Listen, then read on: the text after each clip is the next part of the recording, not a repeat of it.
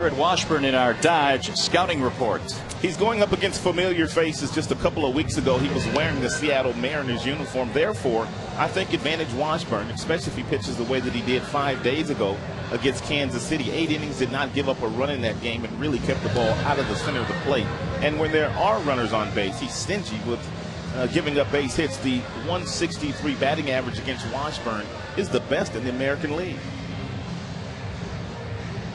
Let's take a look at the defenders behind Mr. Washburn in this ball game. You've got Rayburn in left, Thomas in center, Ordonez back in right after 3 knocks last night, Inge at third, Everett at short, Polanco at second, Cabrera as always at first, Gerald Laird back behind the dish for the second consecutive day. And with the lefty on the mound today for the Seattle Mariners, Curtis Granderson gets the day off, and Clee Thomas will fill in out in center field this afternoon for Jim Leland.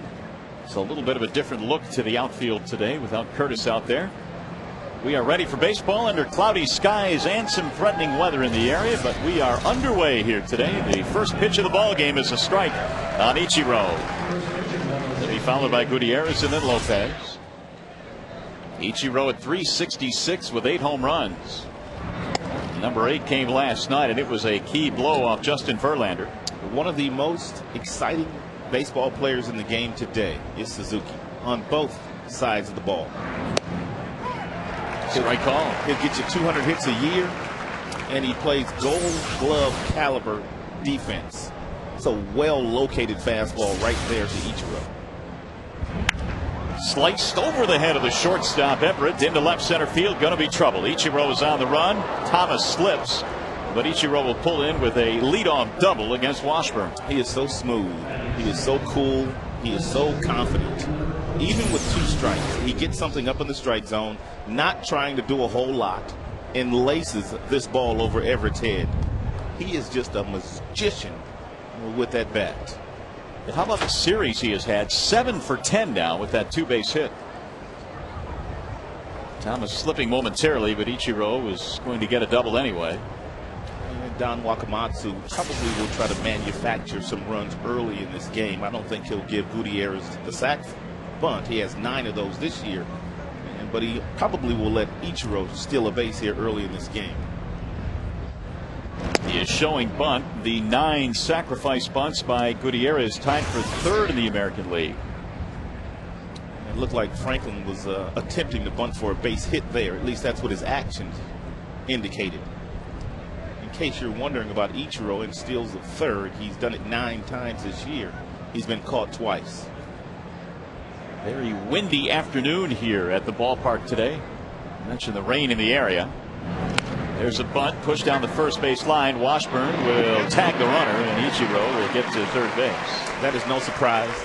Don Wakamatsu knows the numbers of Washburn this year and just how good he's been, because he's watched him pitch all year for his club, and he knows that runs are going to be at a premium today. Therefore, he's going to try to get on the board first today. So the sacrifice is the 48th of the year for Seattle. Nobody has done it more, and Gutierrez has just picked up his 10th. So put a runner at 3rd now. The infield drawn in, and that'll bring up Jose Lopez.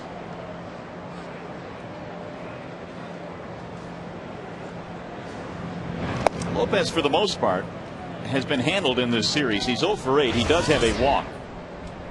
He's hit a lot of fly balls in this series, and if he does it here, he'll have a chance at scoring Ichiro. He'll be tough to throw out from any distance in the outfield. And I would not be shocked if Ichiro's not coming here in the very first inning on contact. That means as soon as the hitter puts the ball in play on the ground, Ichiro is off and running toward home plate. 3 balls, no strikes on Lopez. Got Mike Sweeney waiting on deck. Looks like Washburn's kind of picking his spots here as to what he wants to do. He may feel like the best opportunity to get out of this inning is to walk Lopez and play for a double play. Lifted back out of play, 3-1. Sweeney has played sparingly this year. He is the on deck man, but he has bounced into 3 double plays. He would be a good candidate, though. It's the second time in this series we've seen Don Wakamatsu green light one of his hitters in a 3-0 count. He did it with Brandon a couple of nights ago.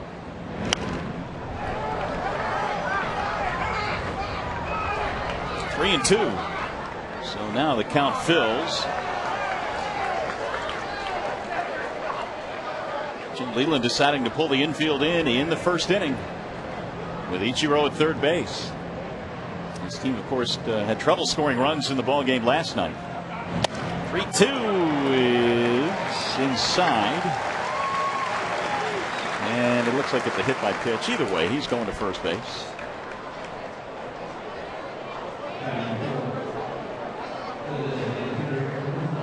Combined numbers this year for Washburn: 24 starts with 1 complete game. He should not have 7 losses. He has not gotten a whole lot of run support this year. But the earned run average speaks for itself. And the opponent's batting average at 229. Really good numbers. For the record, if you are keeping score at home, he was hit by the pitch. Mike Sweeney now. Tigers back the infield up, looking for the double play. And it's driven in the air instead to center field for Clee Thomas.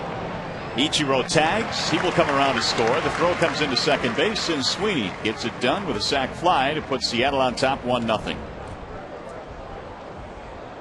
RBI number 20 for Mike Sweeney. And with 2 outs, that'll bring up Russell Branyan.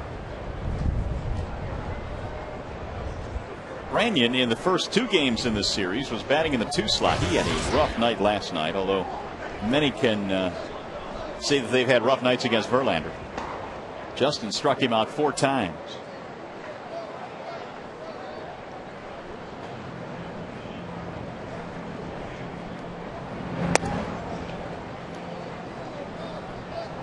Left-handers have not done all that well this year against Washburn.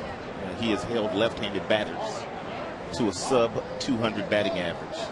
So it will be tough for Brandon to get loose once again here this afternoon. There's a check swing missing outside. But if you're Don Wakamatsu, one of the reasons why you have Brandon in the batting order today is he can run into one. He's done it 27 times this year. And if Washburn makes a mistake somewhere, he can get him.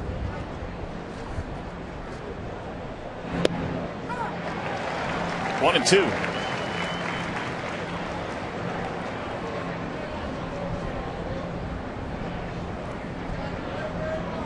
It has been a terrific season for Branyan, at least a terrific first half. He has tailed off in the second half.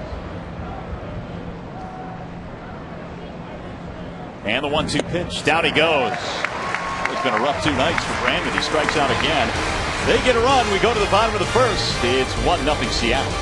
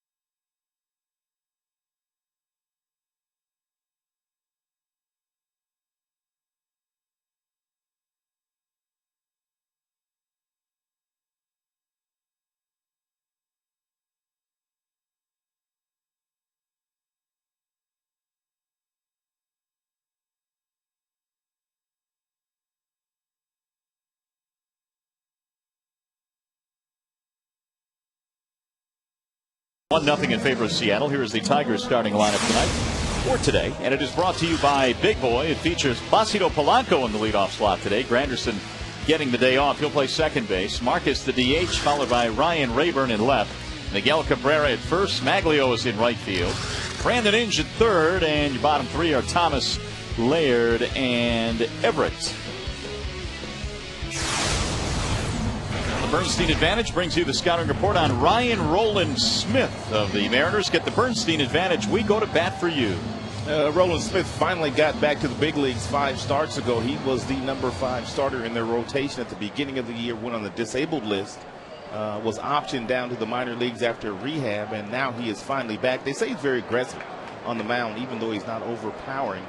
And the Tigers will have to slow him down. We'll have to see some guys call timeout here today because he works quickly. He's from Australia, so we need to slow him down under. Yes. Sydney, Australia. Starting to rain now as the umbrellas are popping up. We figured this would be the case. Polanco is leading it off for the Detroit Tigers. There is a thin band of showers coming our way, and then once it gets through, there should be nothing after that, but it's coming pretty good right now. Placido rolls one foul, first base side.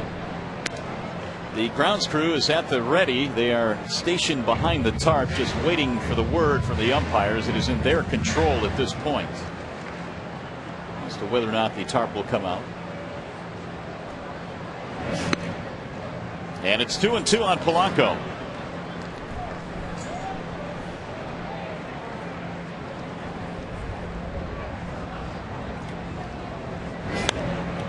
Fights that one off. That'll get back into the seats.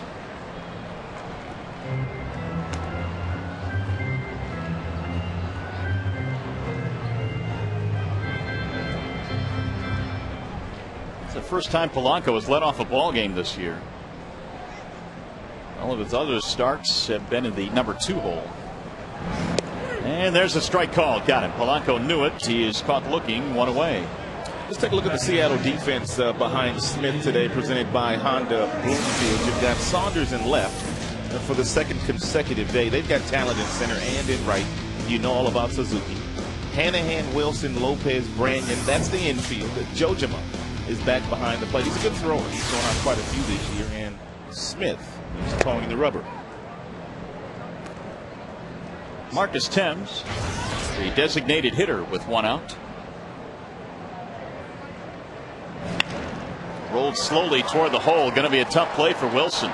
He'll fire it. And they got him by half a step. Did they really?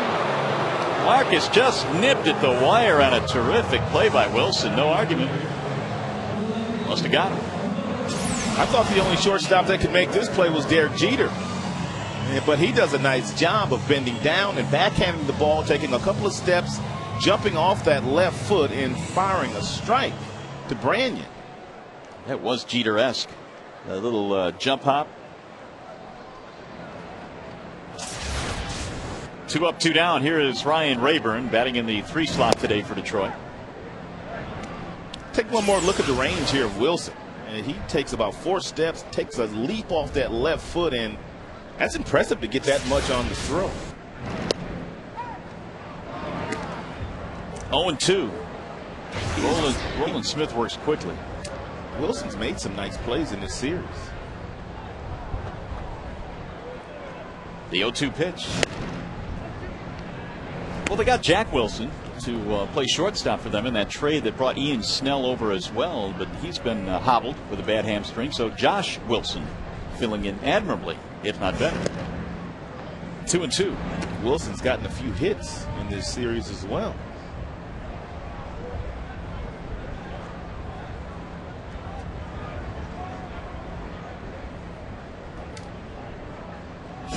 Right back up the middle off of Roland Smith. That'll be an infield hit for Ryan Rayburn. A bullet right back through the box. Let's see if the Seattle trainer comes out to have a look-see. And they will. They want to make sure he's all right. And Rick Griffin is their trainer, longtime trainer. It's a good AB here by Rayburn, hitting that ball right back where it came from. Looked like it got in on the back of the right ankle somewhere. Maybe a tad higher, that right calf. That'll cramp up a little later on.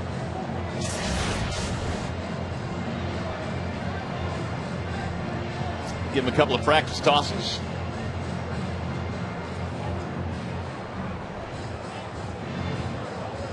Here's Smith's numbers.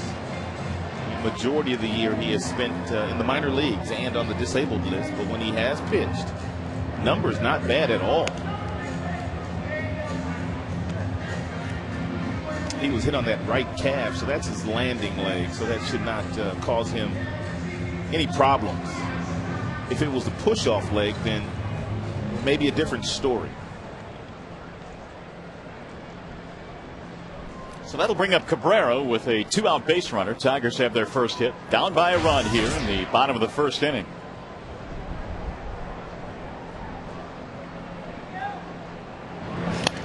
Fouled straight back.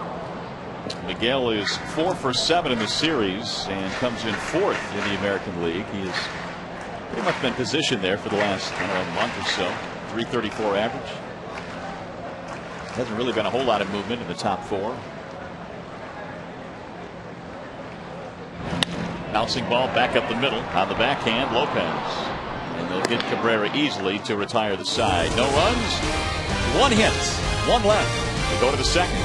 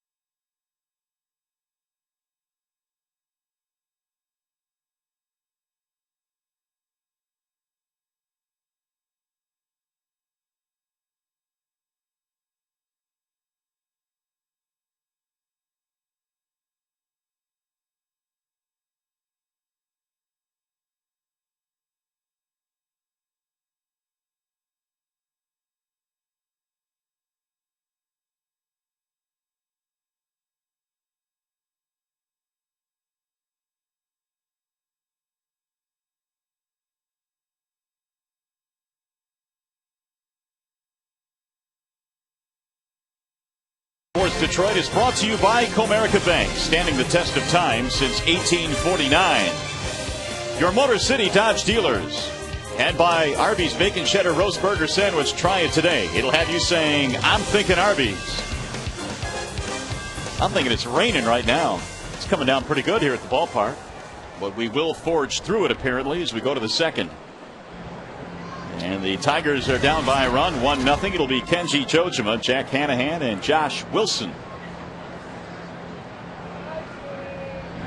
Washburn gave up a run in the first on a double, a sacrifice, and then a sacrifice fly. Jojima batting .250.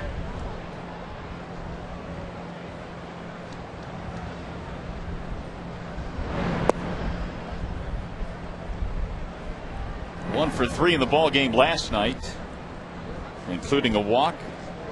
Jojima, an 11-year veteran over in Japan before coming stateside.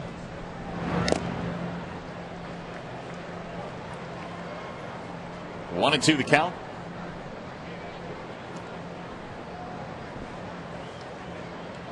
Jared Washburn, even though he spent a lot of time with the Seattle Mariners, has made a lot of starts against them. He broke in with the Anaheim, Los Angeles, California Angels.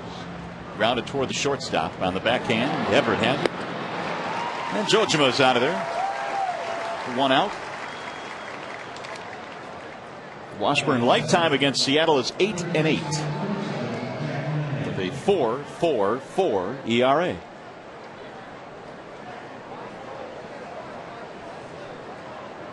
Here is Jack Hanahan.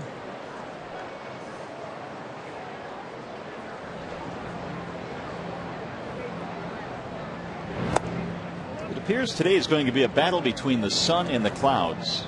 The sun is desperately trying to peek through. The rain was falling pretty hard as we started this half inning, and now it's kind of tapered off. There's a strike right at the knees, 1-1. Quality strike. And that's what Washburn was able to do against Kansas City in his last start. He kept the ball out of the middle of the plate with a mixture of cut fastballs, real good sinker balls, slow curves, and well-located fastballs.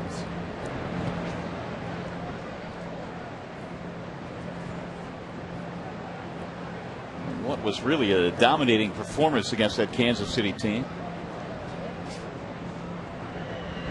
8 innings, just 3 hits. There's a wave and a miss. 2-2 on Hanahan. Jared making his 4th start as a Tiger, all of them here at Comerica Park. He's faced Baltimore, Minnesota, KC, and now Seattle. 3-2.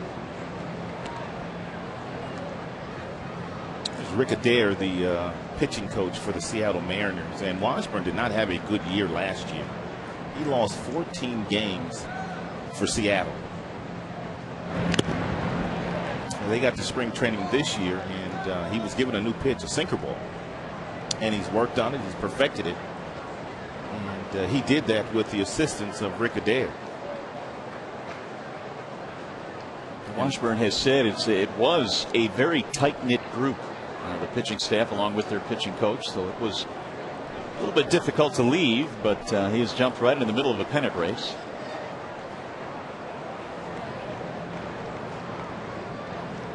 Three-two offering. Fouled straight back. Washburn did not know any of his current teammates. He had never played with any of them, not in the minors, not in the majors. And so he was getting to know an entirely new team, whereas Aubrey Huff, who came over from Baltimore, he knew several Tigers players already. Skied toward the left side of the infield, foul ground. Brandon Inge will get to the railing and hold on and flip into the seats. What a play by Brandon. That ball just kept tailing away from him, and he held on to it. When that ball went up, it looked like Brandon was going to have about 4 or 5 feet to spare, but there is a lot of wind up there today. What concentration.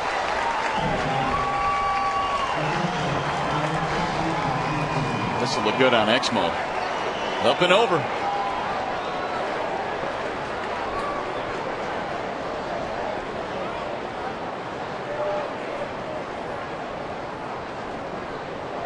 Washburn appreciates it, and there are 2 gone. Here's Josh Wilson. Talking about the guys that Aubrey Huff knows, one of them is Brandon Inge. They share the same agent. So Huff came over with a few guys on this team that he was familiar with. He had played with Edwin Jackson and Bobby C. in Tampa, and Everett, the shortstop, in Houston. So quite a few familiar faces when Huff showed up. But baseball players, they have a way of making you feel real special and wanted, and it does not take long to get acclimated to your new teammates. Listed up high. Wilson's had himself a nice series, both with the glove and especially at the bat. 4 for 8 with a home run. He has scored 3 times.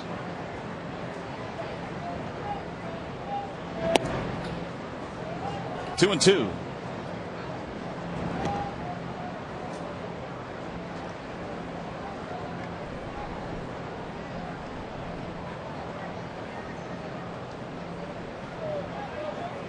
Dirt a little bit wet with some of the rain falling.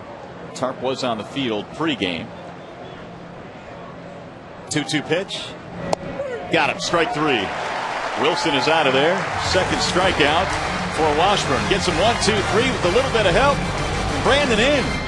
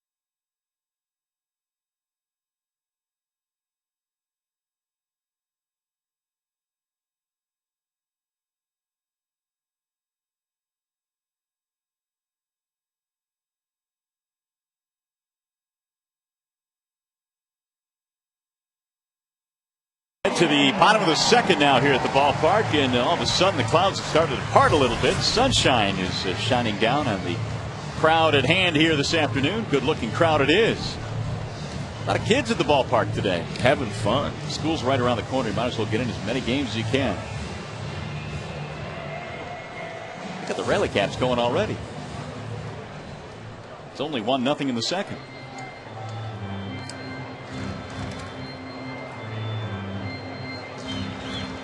So Ryan Roland Smith in the second will be facing Maglio Ordonez, Brandon Inge, and Cleet Thomas in a 1-0 game. They had to take some time between innings to spread a little diamond dry and rake the mound a little bit. We saw that Jared Washburn was having trouble with his landing spot. By the way, this game today is available in crystal clear high definition on Fox Sports Detroit HD, sponsored by Comcast.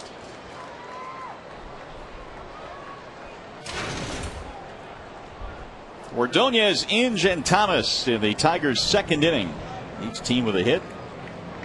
Sacrifice fly by Mike Sweeney is the only run so far in this game. Maglio had a big game yesterday. He fouls one back out of play. No balls, 1 strike. Roland Smith, not overpowering, but he does have good control. The fastball anywhere from 88 to 90 miles an hour. Now, he's got a curveball, but he has a really good changeup. And not afraid to throw that pitch at any point in time. I mentioned he is from Sydney, Australia. He stands 6'3", 240, 26 years of age. Big swing there by Maglio, 1-2. Roland Smith was a member of Australia's 2004 silver medal team in the Olympics. That was in Athens that year.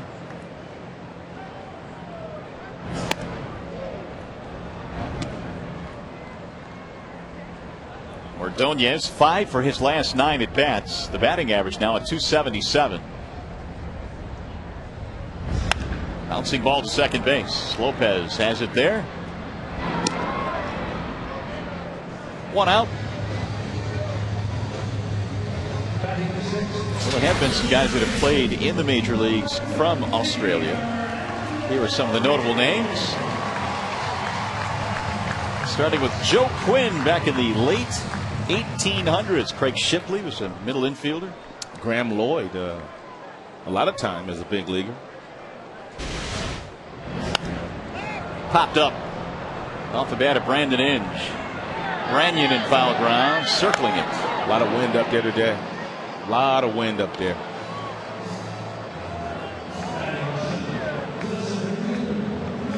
Well, we saw it play a little bit with the ball that Inge leaped into the seats to get, and this time Brandon had one circle off his bat.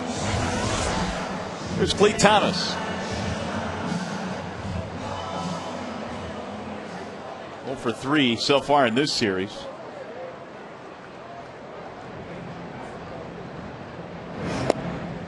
The lineup hasn't aligned like this today because Aubrey Huff is not playing, but when Huff is in there and you've got Guillen, either one of those two guys will hit third, which moves Thomas down in the lineup a little bit, which is probably, I think, a better spot for him. A lot of pressure obviously goes with the 3 spot, especially for a young hitter.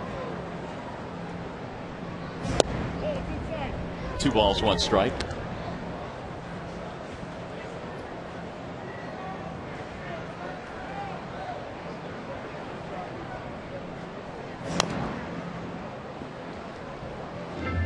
Cleet this year has hit 7 home runs. He has showed a very good throwing arm from the outfield, good range as well.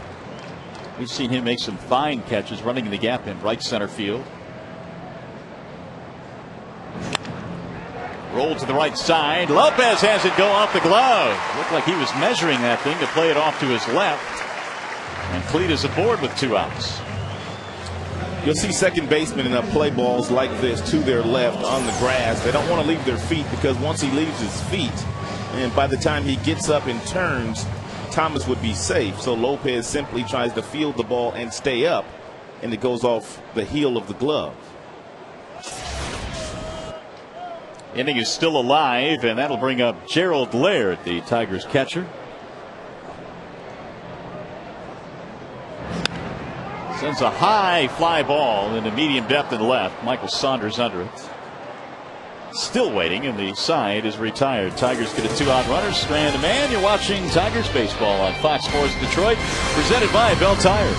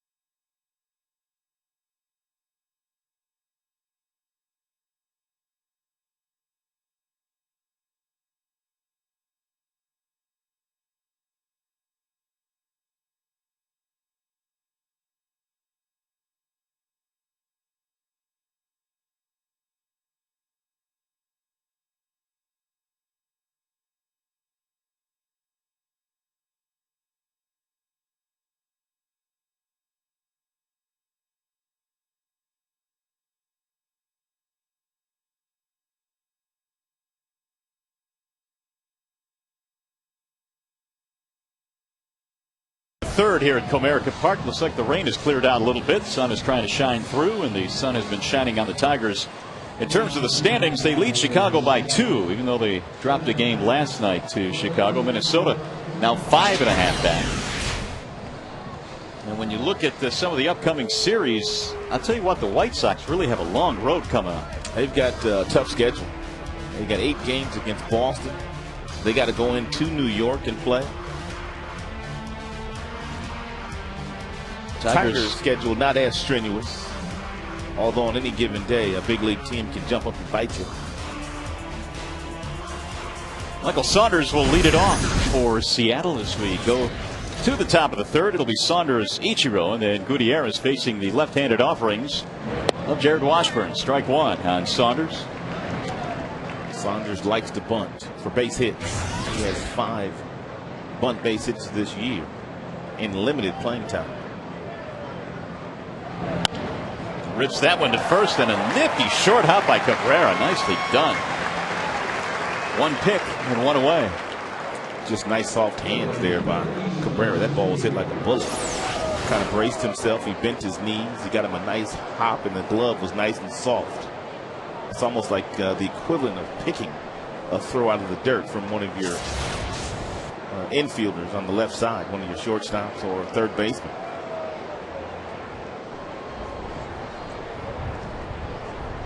Here's Ichiro. Picked up another hit back in the first inning. In fact, he scored the game's only run. He doubled to start the game and then scored later in the inning. Ichiro is one of those guys where you just kind of throw the ball right down the middle of the plate and let him hit it. Hope he hits it at somebody.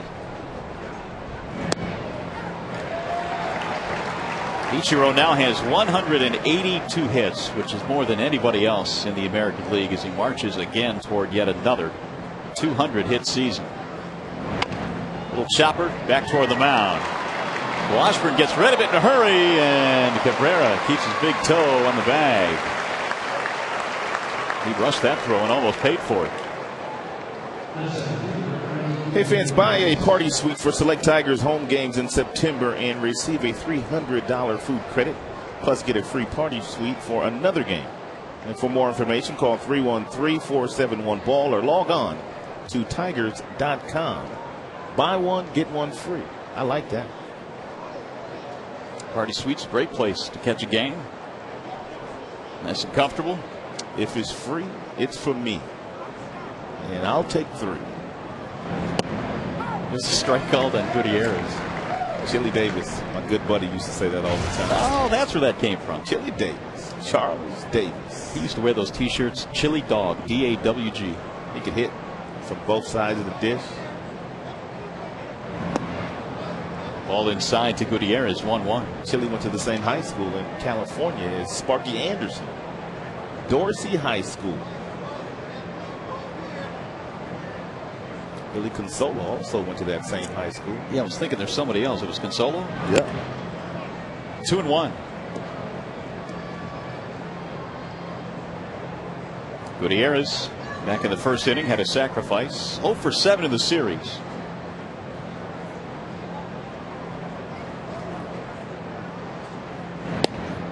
There's the strike. 2-2. Washburn, when he came to the Tigers, he was talking about he was going from one real good center field to another good center fielder. He said Gutierrez covered as much ground in the outfield as any center fielder he'd ever been around. As a matter of fact, he compared him to one of his former teammates in Anaheim, Darren Erstad. He said Erstad was one of those guys that just ran down everything in the outfield as well.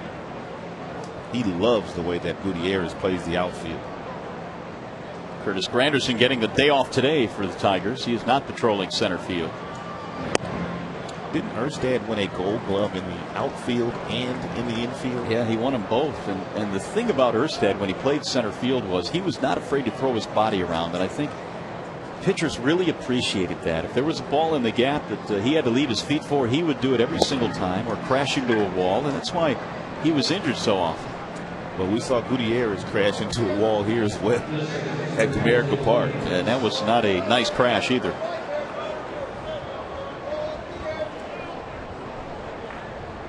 And this is a little bit to what Washburn was talking about, the fact that Gutierrez, like Erstad, will throw his body around. Erstad did a whole lot of that.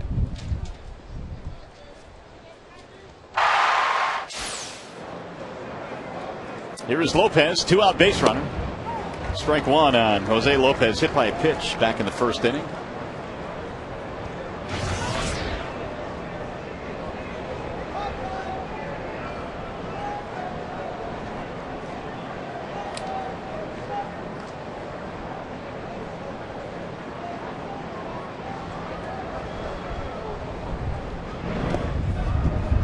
And the count is 1-1 Lopez, for as good as an offensive player as he is, and he leads the team with 71 RBIs, he doesn't really walk a whole lot.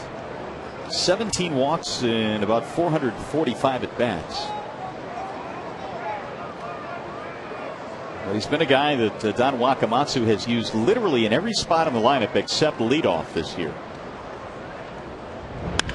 Drilled in the air down the left field line. This could be trouble. That ball is up and that ball is gone. It's a 2-run homer for Jose Lopez with 2 outs here in the third. And Seattle now has added 2 more to make it 3-0. Those 2-out walks are deadly.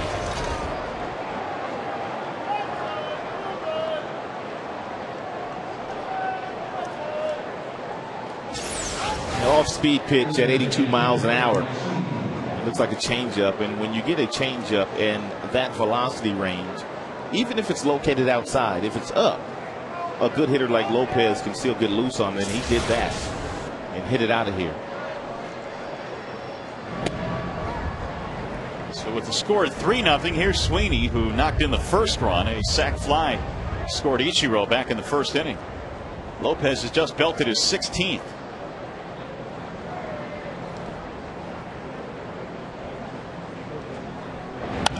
Bouncing ball to second should get him out of the inning.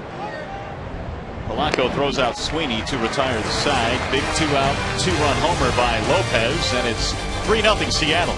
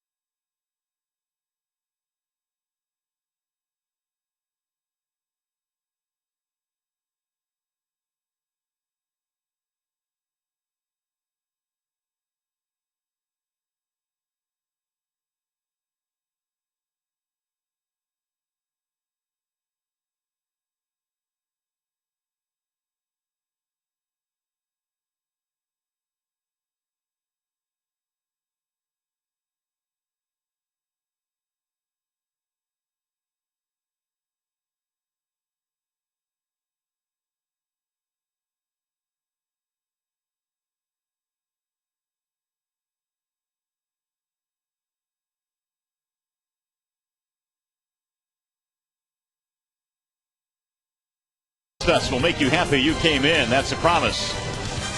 And by AT&T, your world delivered.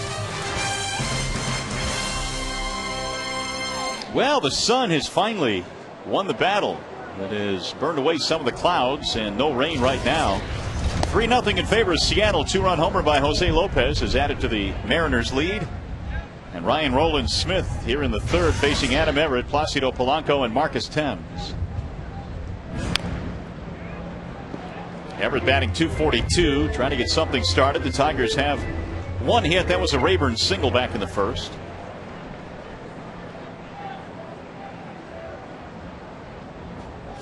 Now the 1-1. That's popped up. Foul ground. Branyan hauls it in. Everett is out, one away. Back up to the top of the order, Placido Polanco.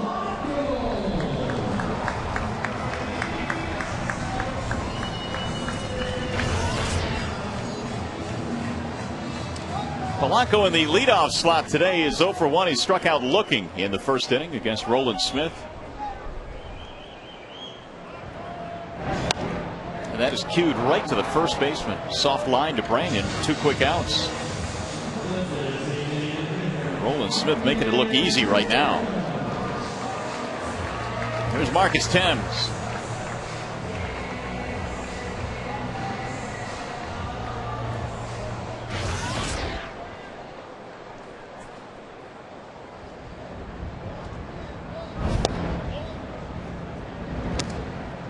Thames bounce out 0 for 1, and now Marcus 0 for his last 10. He's hit 13 home runs this season, including his 100th career home run back on the 9th of August.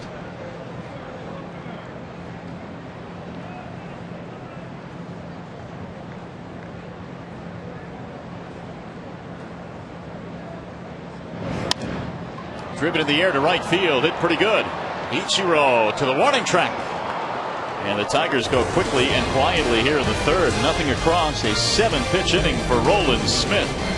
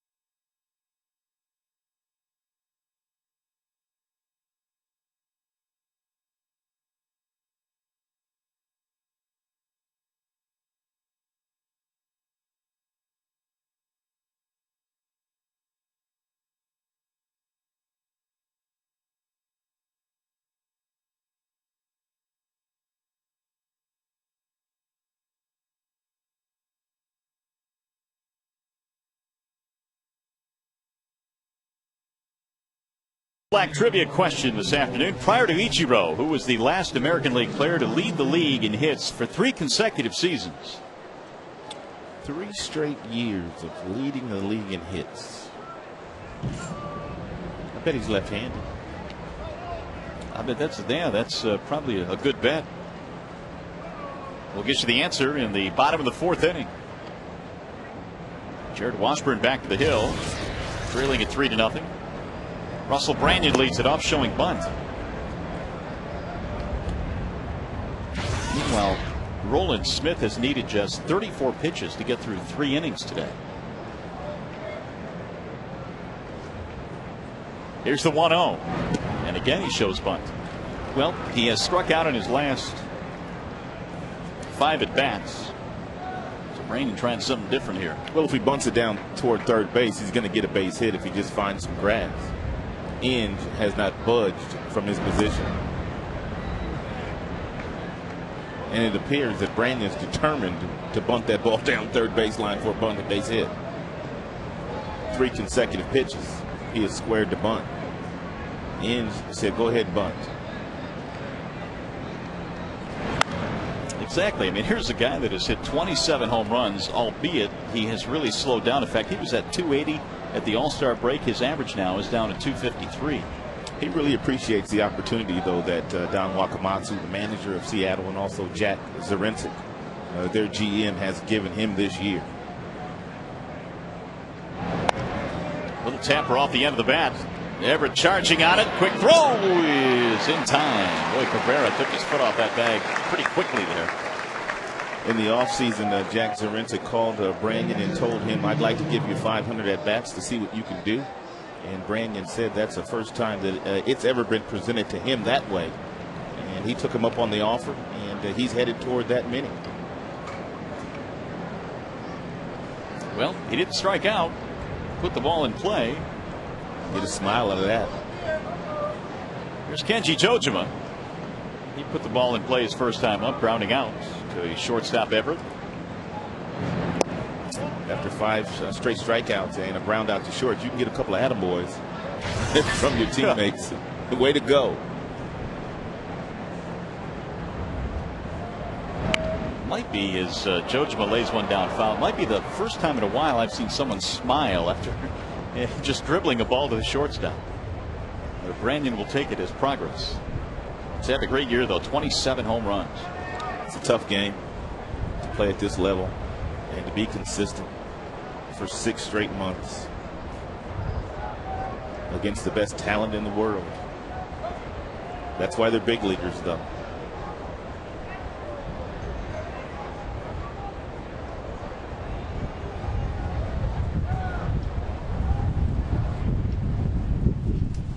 Boy, the wind's starting to howl again. It's blowing from right to left. There's a high drive to left field. Backing up is Rayburn to the wall. It's going to carry out. It got high enough. It caught in that wind. It just kept going. Serious jet stream that's blowing out on that side of the diamond. Anything up in the air has got a chance to get out. That is now the 6th home run that Washburn has given up as a Tiger. The 6th home run. Now that was up in the strike zone. Just a lazy fly ball by Jojima that just carried out of here. Washburn had only given up 11 home runs in 133 innings when he was a Seattle Mariner this year. And this is a pitcher's ballpark, supposedly. Here's Hanahan. 2 home runs and a double today for Seattle. 3 extra base hits. Strike called 1-1 on Hanahan. Seattle plays pretty good baseball on the road, though. They're just 1 game under 500 away from their ballpark in Seattle. And there's not a lot of teams in the American League playing good baseball away from their home yard. But Seattle is one.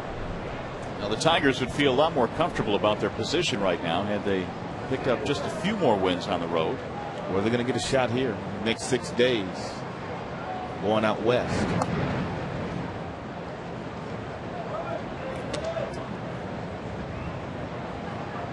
Two on Hanahan. 1 hit and 8 at bats in this 3-game set. Rips it foul right back to the screen. 2-2 the count stays. Pretty good swing there by Hanahan. That's why as a hitter, and whenever you can get yourself in a predictable fastball count, 2 balls and 1 strike, even lefty on lefty, you should be able to get yourself a really good swing. Wave and a miss. Washburn strikes him out. 3rd strikeout of the game for Jared. Well, how about our player of the game today? You can vote on who the Tigers player of the game is by texting Tigers followed by a space. And then you can text that uniform number to 37338 or FSDET on your cell phone. See the final results post game on Tigers Live and vote for your Tigers player of the game. First pitch outside to Josh Wilson.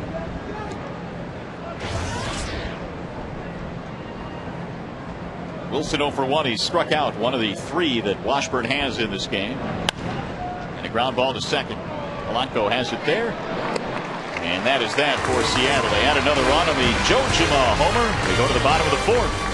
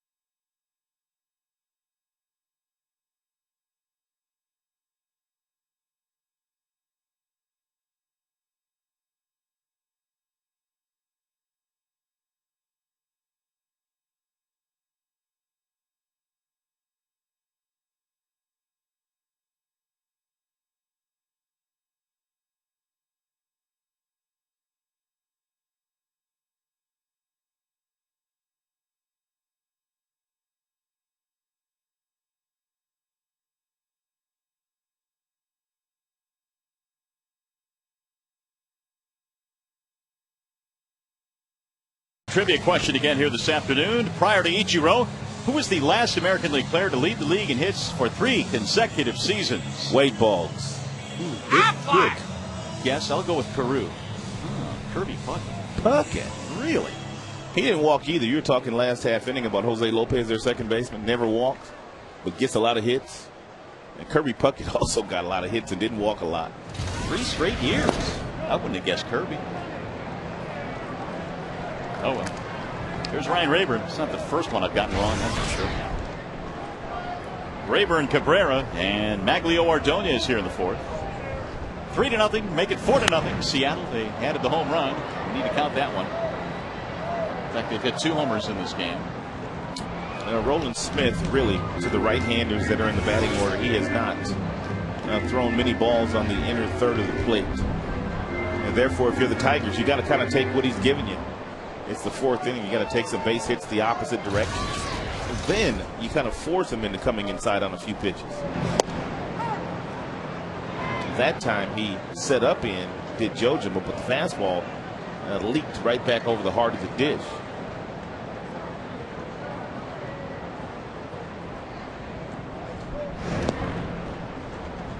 Two on Ryan. He has, to this point, the only Tigers hit, a single. It was back in the 1st inning. In fact, it was off the pitcher's leg.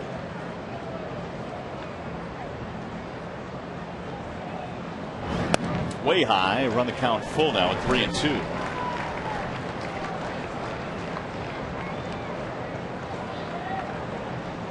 Miguel Cabrera waiting on deck. Then it's going to be Maglio Ordonez. Here's the 3-2 pitch. In the air. Hit well to right. Ichiro going back. Still going back. It's gone. Ryan Rayburn goes the other way. And the Tigers have their first run. That's what you have to do. If you know that a guy is not going to come inside, you simply have to sit in where you are and look out in that direction as Rayburn did. And he finally got something up. And he hit that ball against the traffic. There's some wind up there today blowing in from right field. Boy, did he. It's a strong wind. Clobbered that. And Rayburn has both Tigers hits. There's a strike called on Miguel Cabrera. A couple of more base hits the opposite way, and the Tigers will start to get themselves some fastballs inside.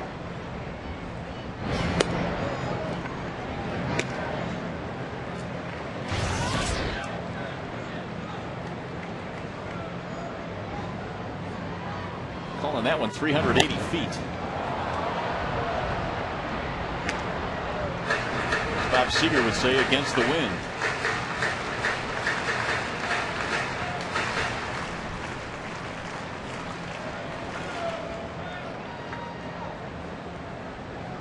Here's the 1-2. Fouled straight back.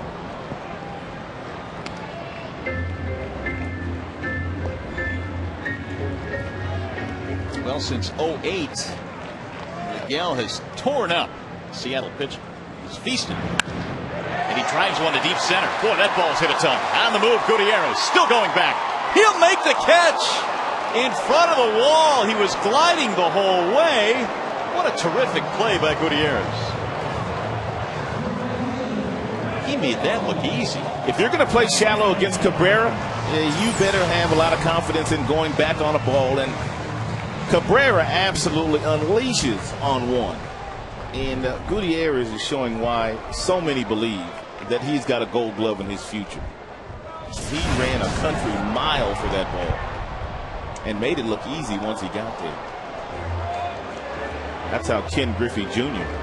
used to run him down. Of course, Jr.'s on the Seattle Mariners roster now with an afternoon off, but he has to be proud of the youngster Gutierrez running that one down. Maglio has a count of 1 ball, 1 strike. Tigers are on the board 4-1. Teams trading homers here in the 4th inning. It looks like the Tigers have somewhat of a different approach here in the 4th. And they've realized that Roland is not pitching inside, at least not aggressively inside. And therefore, if he throws one in there on occasion, he can have that one because they know he's going to go right back outside where he is right now. 2-2.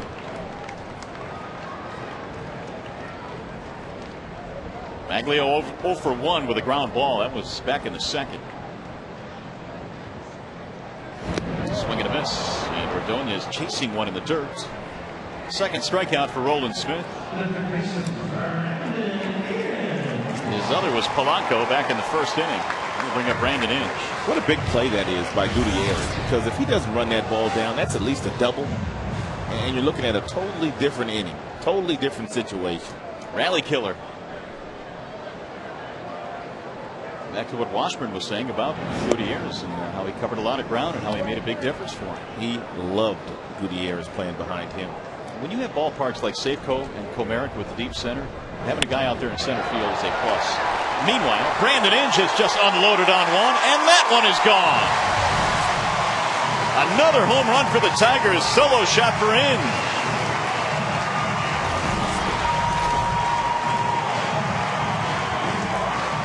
Tigers getting back into this one now, 4-2.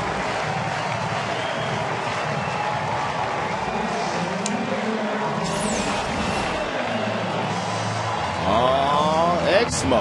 It's a change piece that stayed up.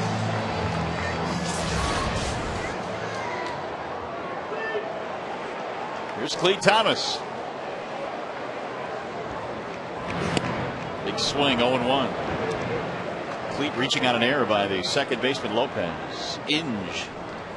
Granderson recreating the home run, number 24 for Brandon. It's going to tie him with Cabrera, the team lead.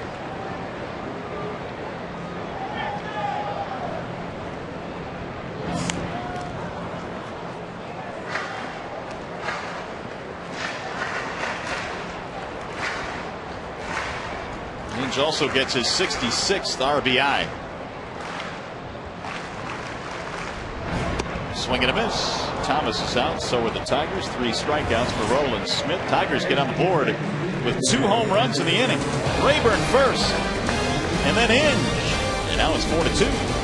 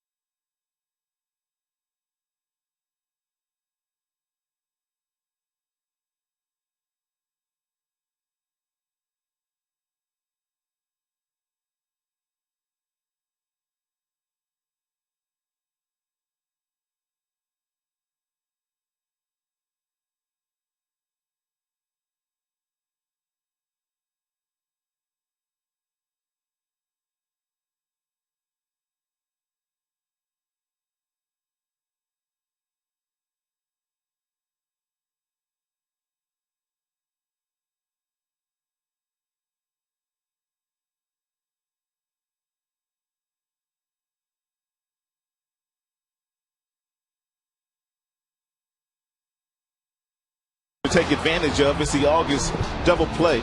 And when the Tigers host the Tampa Bay Rays on Monday, August 31st at 1:05, get 2 upper box tickets for only $29 or 2 lower box tickets for just $49. It's a savings of $15. Call 866-66-TIGER or log on to tigers.com. Everyone loves the savings. As Washburn goes back to work, and we head to the 5th inning in this one, 4-2. Seattle leading by a pair. It'll be Saunders, then Ichiro, and then Gutierrez. And needless to say, Washburn needs to put up a 0 here in the top half of the 5th inning and get his team back in the dugouts. Saunders bounced out, 3 unassisted. Comes back in the 3rd. You can see the wind whipping up again here. Swing and a miss. I always wondered if a wind like this, Rod, a very strong wind, affects pitches at all. Slower throwers, would it affect anything? Knuckleballers. Yeah. Maybe guys that throw really slow breaking balls, but other than that, I wouldn't think that it would have a lot of effect on what they throw in direction the ball's taken. Swing and a miss, and down goes Saunders. 4 strikeouts now.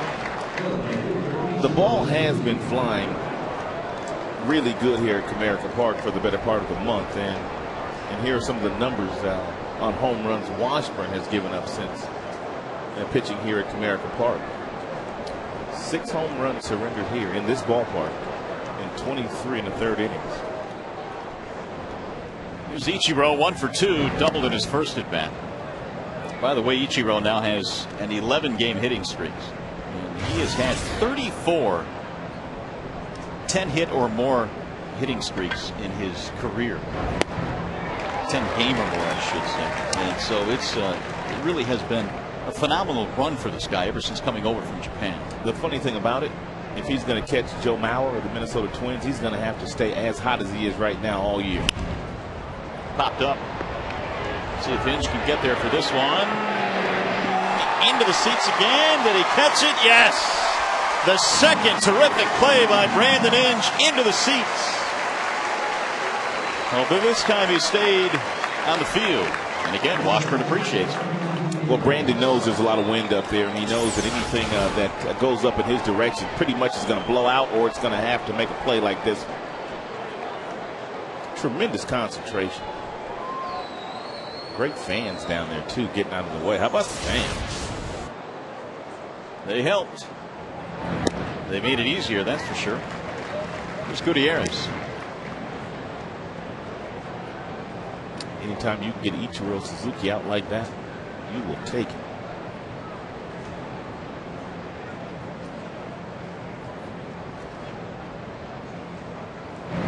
Inside, almost nicked him. Washburn has 1 hit batter. That was Lopez in the 1st inning. Gutierrez began his career in the Dodgers organization, was traded to Cleveland, deal involving Milton Bradley, and now here in Seattle.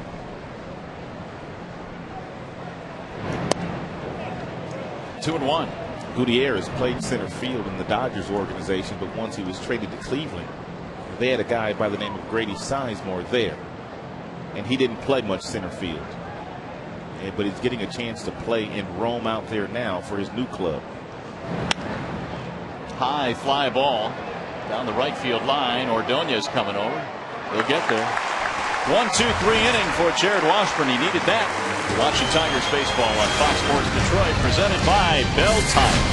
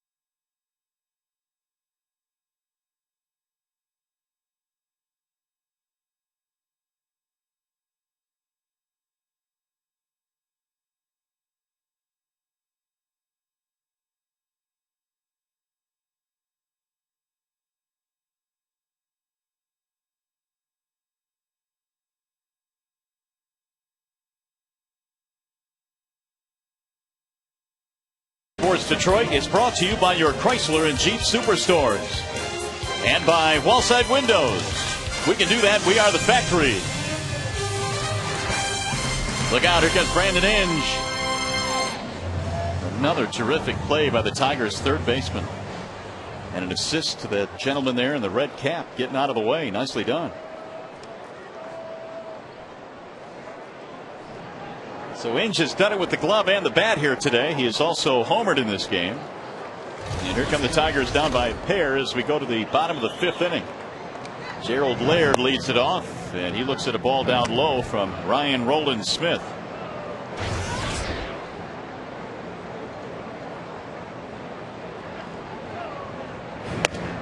Ball high, 2-0. Only 3 hits for both teams today, but we've had a total of 4 home runs.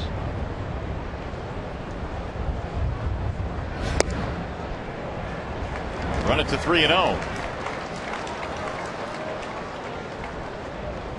Everett will follow, and that is Polanco. Ball 4. 4-pitch walk. First of the game for Roland Smith.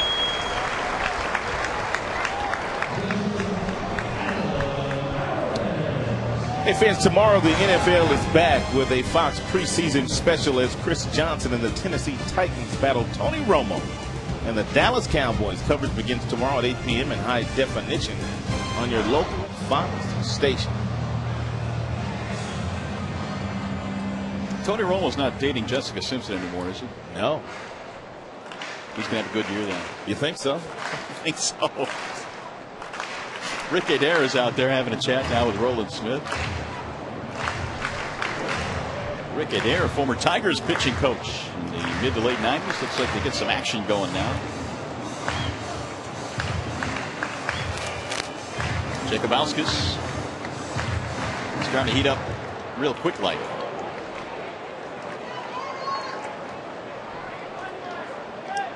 Adam Everett looks at a strike 0-1. Everett popped up back in the third.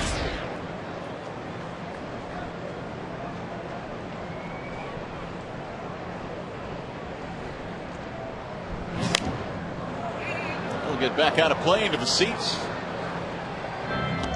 Pretty good gathering here today when consider it's a weekday day game and all of the rain in the area before the game.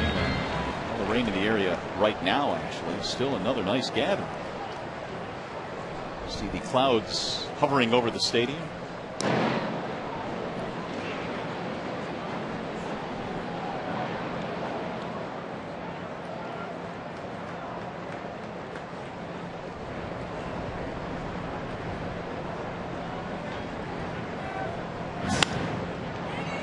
In the air, shallow right field. Lopez going back, but Ichiro calls him off. Roland Smith has been pounding the strike zone efficiently all afternoon long, and that's one of the reasons why he's having the success he's having. Is 14 of 18 in first pitch strikes, and the majority of the 62 pitches that he has thrown have also hit the strike zone. And so everything they told us about him coming in has come to fruition. Works quickly, has composure, throws a lot of strikes.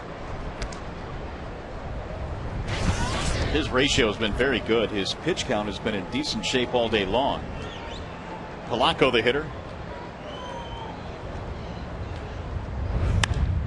Skies this one to center field. Gutierrez has plenty of room out there. 2 outs after the leadoff walk. Here's that pitch count we were talking about for Roland Smith. And the ratio.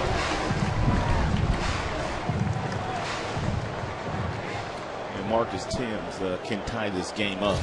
Smith is not going to give him anything inside to hit, but if he throws him something slow, then Marcus can take that ball outside and hit it back into that wind and left and play long ball.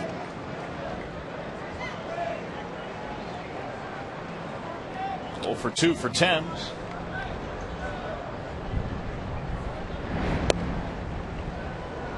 Two and 0. Marcus lined out sharply to Suzuki the last time he was up, but that's not where Marcus hits the majority of his balls. Got a balk. Roland Smith has just issued a balk and send the runner Laird down to second base.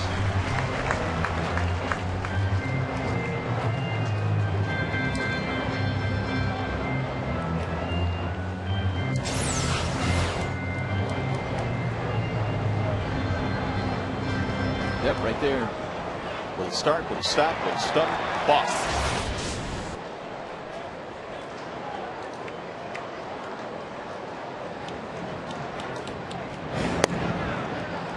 On Thames. First Tiger and runner in scoring position today. Green light here for Marcus, maybe. He'll take his 4-pitch walk, and then he'll put 2 aboard as Roland Smith has walked a pair in this inning. First 2 of the game. Sets up Ryan Rayburn with the tying runners on.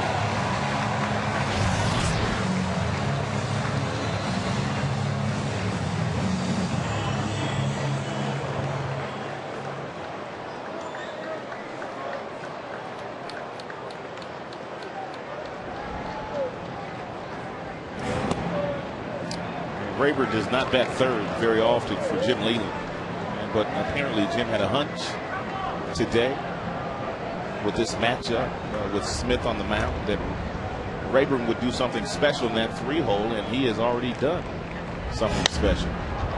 We'll bounce this one to second, though, and that'll get him out of the inning.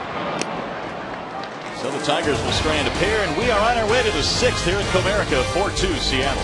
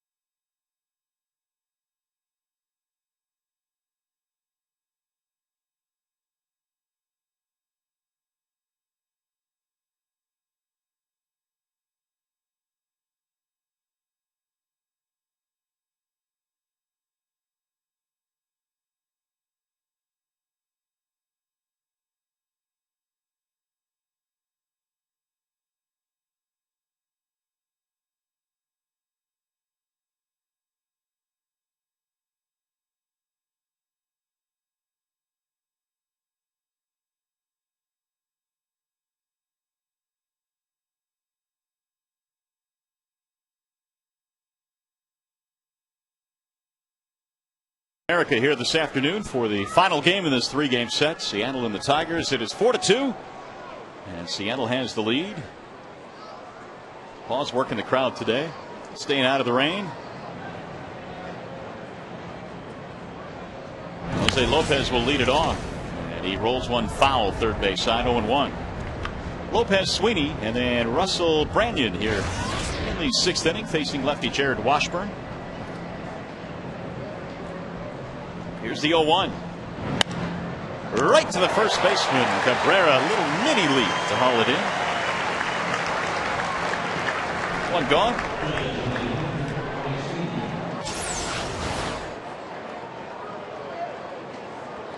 Right at him. Starting to see more and more first basemen in the league against right-handed batters. Play about 20 feet off the line at first.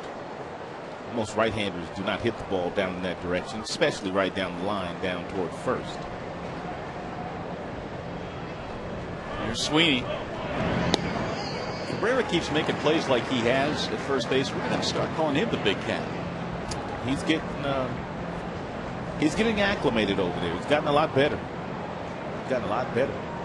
He worked out with the big cat this spring. Andres Galarraga, you're talking about. Galarraga was one of the coaches for Team Venezuela this spring, and he worked a lot with Cabrera at first base. Apparently it has helped him tons. I mean, he's really made huge strides, and of course he continues to work most days here with Belliar. Here's another towering drive to left field. Does this one have enough? And it does. It's gone. Broke his bat in half and hit it out of here. Are you kidding me?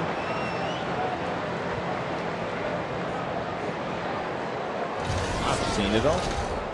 Sweeney hits his fifth into that jet stream up there in left field.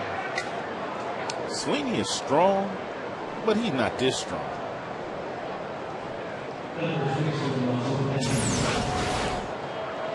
Third home run of the game for Seattle.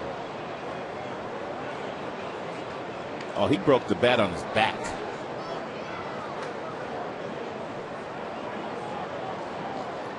I guess he is that strong. Russell Branyan takes the ball low and away.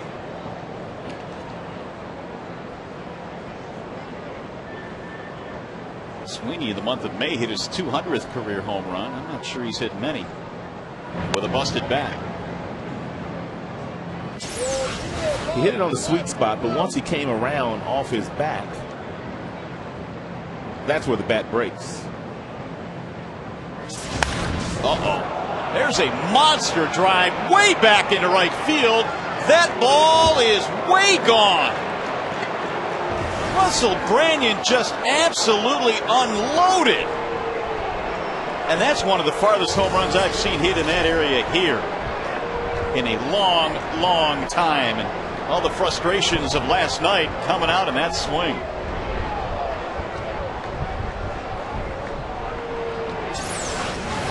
Well, one of the reasons why we said Branyan was in the order today and for Don Wakamatsu was the fact that he could run into one. And with 27 home runs, even though Washburn has dominated left-handed hitters this year, and they don't go that far here at Comerica Park. And you got the wind blowing in from right field, too. It just knifed right through that wind, 425 feet. He's some kind of strong. They got that smile going with his ground out in the fourth, and now he's really chuckling. I thought advantage. Washburn coming into this game today with his control and going up against a team he's pretty familiar with. But his command has not been real good today. It's popped up. Shortstop Everett. Jojima's out, 2 gone. It is now a 6-2 game. Seattle in the lead. You can see those flags at the top of the scoreboard in left, kind of blowing right to left. Anything up toward left is going to have a chance to blow out, but anything to right is going to get knocked down. I'm still marveling over that Branyan home run. I think it was majestic. It was big. Seattle now with 4 home runs. That's a season high. It ties a season high. They also had 4 home runs here against the Tigers on July the 21st. They play their best baseball against Detroit.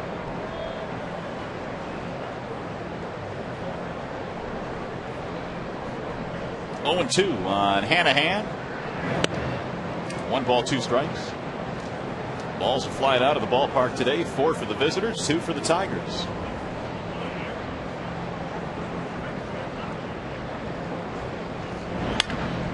Pulled to first base, knocked down by Cabrera. Polanco is going to try and hit Washburn. He got him. That'll retire the side. Cabrera to Polanco to Washburn ends the inning, but 2 more in for Seattle.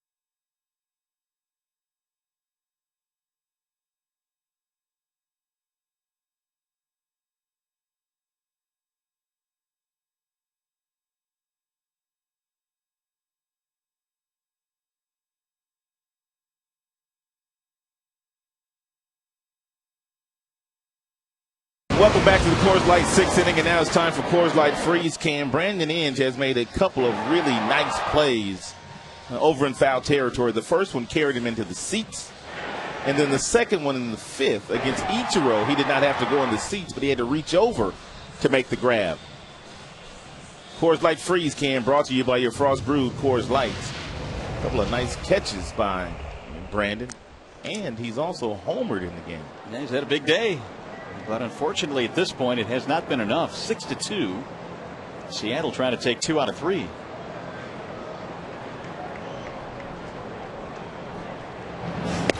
Cabrera will lead it off for the Tigers. Cabrera, Ordonez, and Inge facing Ryan Roland Smith, who has surrendered 3 hits in this game, 2 of them homers.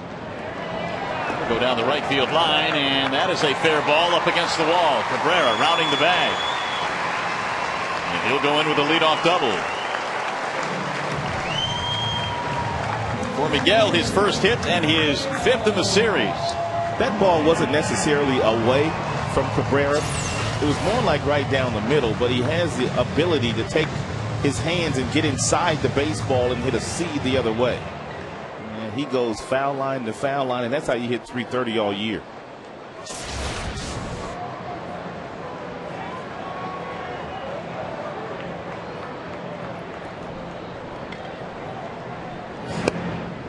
That's off the glove. Tigers need to put a couple on the board in this inning. They'll be right back in it, especially the way the wind's blowing out here today.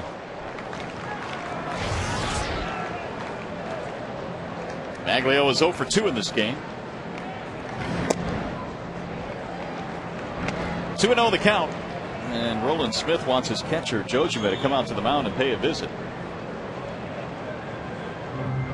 A double by Cabrera is the team's 4th hit of the game. Roland, big boy, isn't he? He is that 6'3", 240. Towers over Jojima. He, by the way, is the only player in the history of the game to have a hyphenated last name, which I find hard to believe, but supposedly it's true. The 2-0. 3 balls, no strikes. The rain has made its return, and the fans are scampering.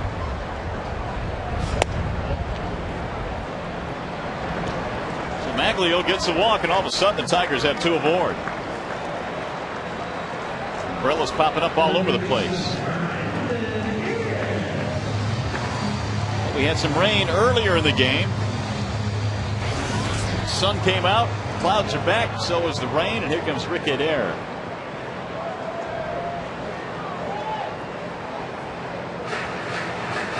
Inge is the batter due up.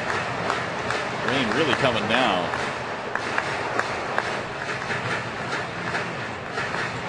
While they chat about it, we remind you to visit the official online shop of the Detroit Tigers.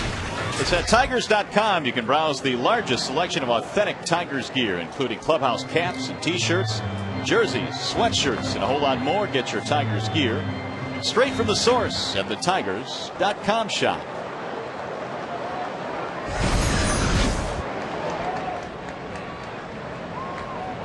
Again, Chris Jacobowskis is warming up. Inge the batter. Strike 1.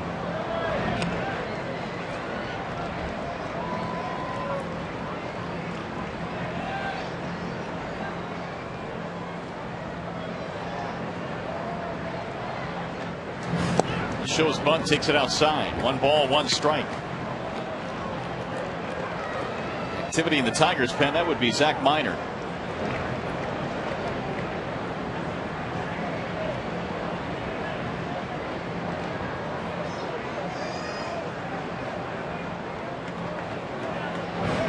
Way outside, 2-1 on Inge.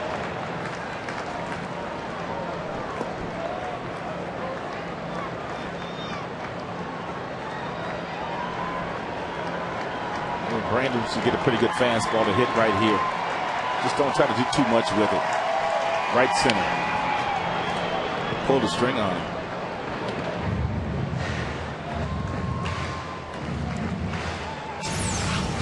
2-1. You're geared up for the fastball. Here comes that big lollipop curveball, and that's the reason why Brandon's out in front. They may have to stop this one. It's really coming down now. They are ready to roll out the target if needed, and a swing and a miss.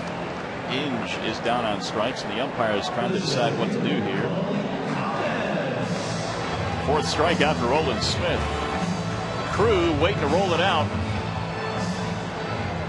Apparently the feeling is this thing is going to blow through here. The umpiring crew every half inning will get an update from Heather Nabosny and her crew as to what the weather forecast is saying. Here's Clee Thomas, 0 for 2.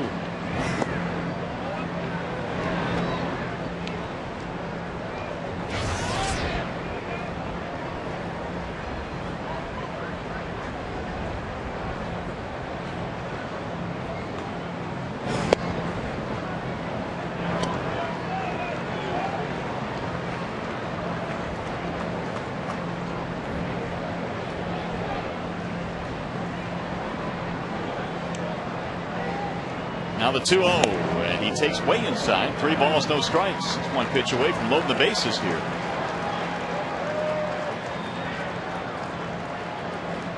Cabrera began the inning with a double, and then Ordonez walked.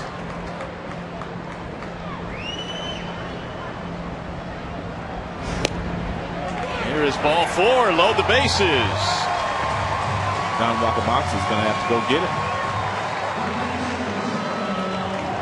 A 4th walk for Roland Smith, and here comes the Seattle skipper. It's going to be it for the left-hander. Gerald Laird due up. We've got ourselves a wall side windows pitching change with the rain falling. We'll be back.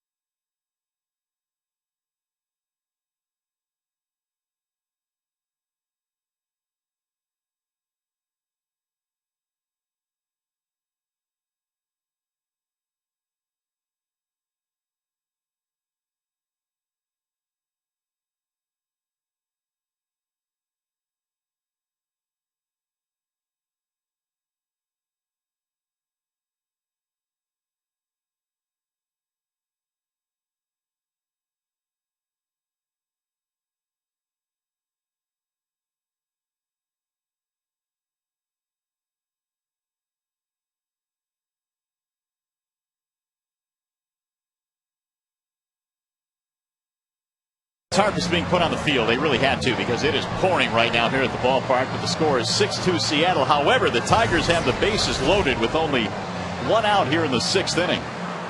And it appears that this rain is going to be a short little downpour and then hopefully move out of the area with not a whole lot behind it. But in the meantime, they are getting this field covered up before it gets way too wet. So with the bases loaded, we'll sit out the rain delay, come back when we're ready to play ball. In the meantime, we hope you enjoy Tigers Weekly coming up next.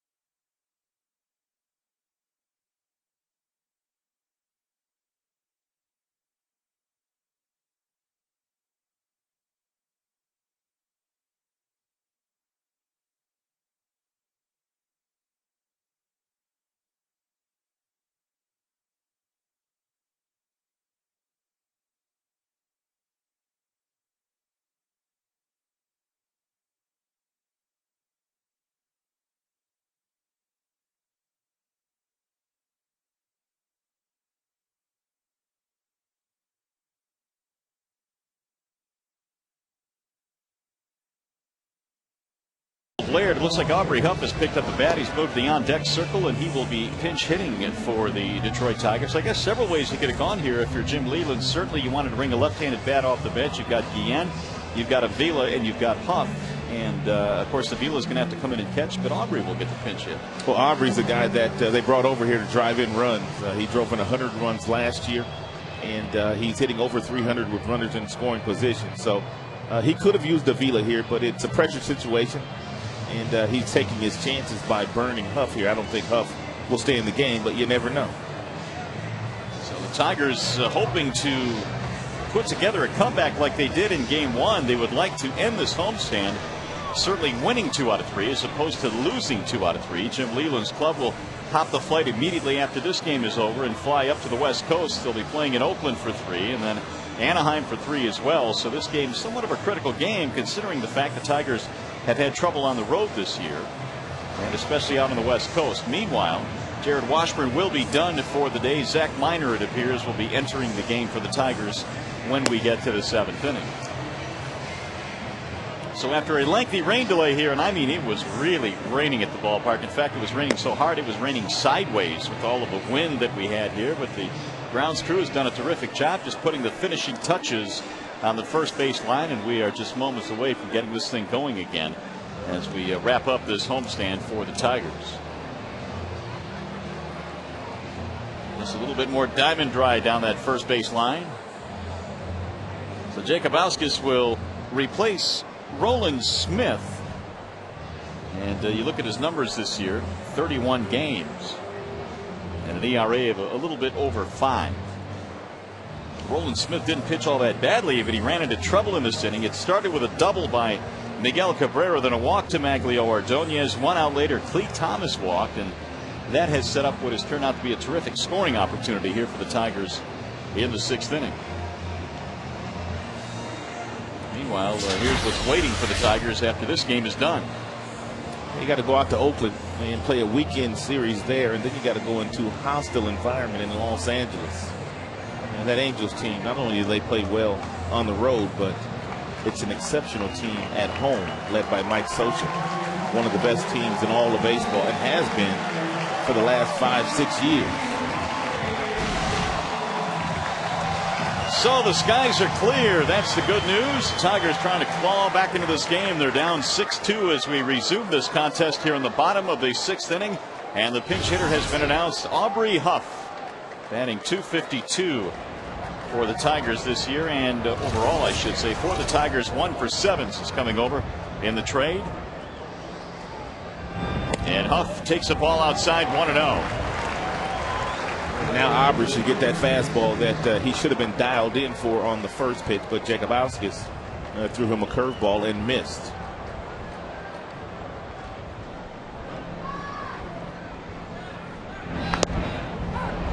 There's a strike called on another breaking ball, 1-1. 58-minute rain delay in this one, so just under an hour.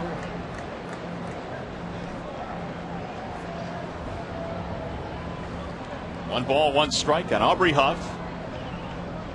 They are loaded up with Tigers here in the 6th. Huff takes another one outside, 2-1. Aubrey has 4 grand slams in his career. Number 5 would be nice. So the crowd has awakened from its rain delay slumber, and it's starting to make some noise.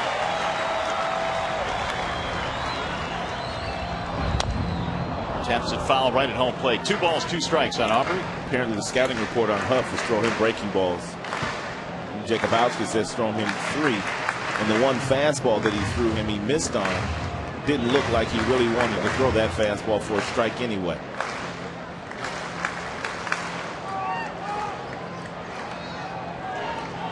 Ojima running through the signs.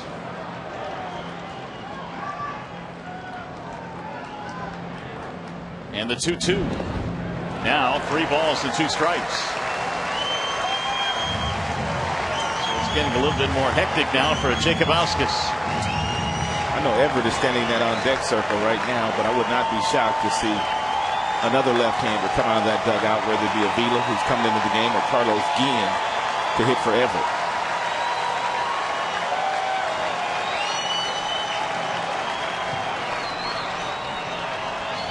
3-2 pitch. Driven foul, back out of play. Huff batting for Laird.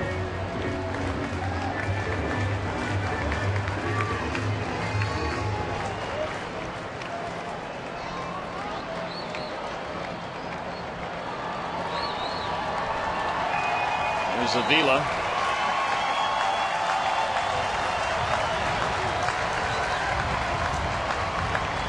Three and two. Jacobowski's taking his time, and now he's ready. And a bouncing ball hit slowly towards second base. They're going to get one out. Huff is gone. Score the run. Cabrera is in from third base to make it a 6-3 game. RBI for Aubrey Huff. Not hit nearly hard enough to get the double play.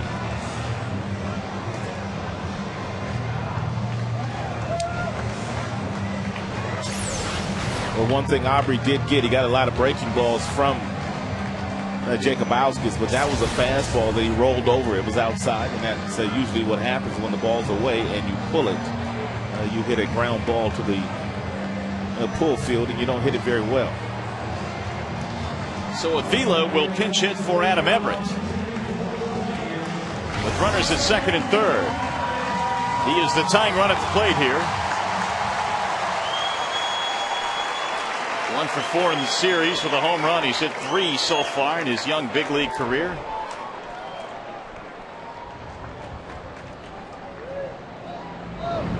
Breaking ball is in there for strike one.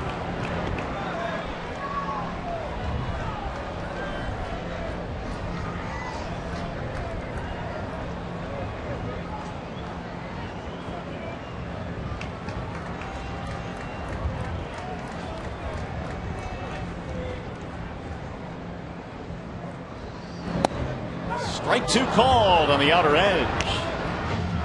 Avila in a hole now, 0-2.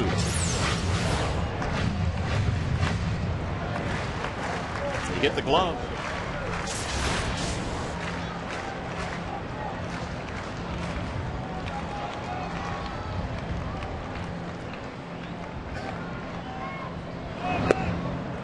One ball and 2 strikes on Avila. Jacobowski's really an incredible story. He began the first 5 years of his career playing independent baseball. And he has clawed his way to the big leagues. Actually converted to a pitcher in independent baseball. Trying to dig out of this jam here in the 6th inning. He's ahead of Avila 1-2.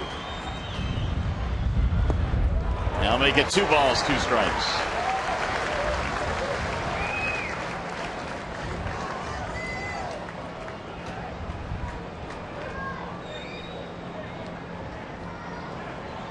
Now time is called. Here comes Don Wakamatsu. Mid-batter here. He is coming out with his trainer. Jacobowski has been very deliberate in this inning, and maybe Wakamatsu has spotted something. And he's thrown all curveballs, really. A couple fastballs in between, but the majority of the pitches have been breaking ball. Rick Griffin, their trainer, longtime trainer.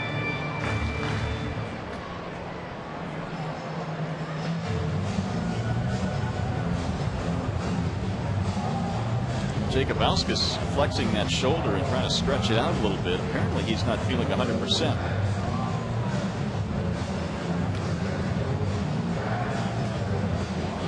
Going to give him a couple of opportunities here to loosen up.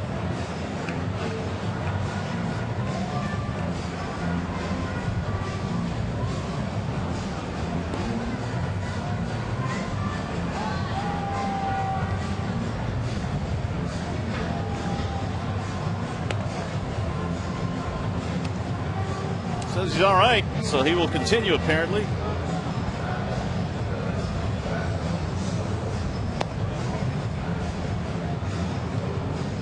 And Don Wakamatsu apparently is convinced that he is okay.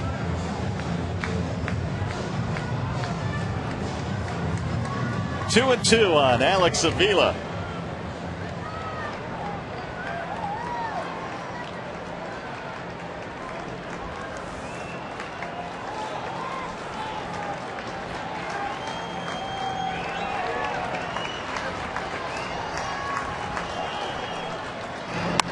Right back up the middle into center field. That's a base hit.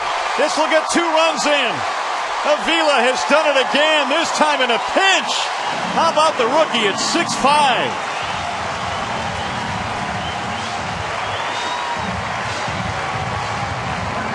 Nice and easy right back into center field.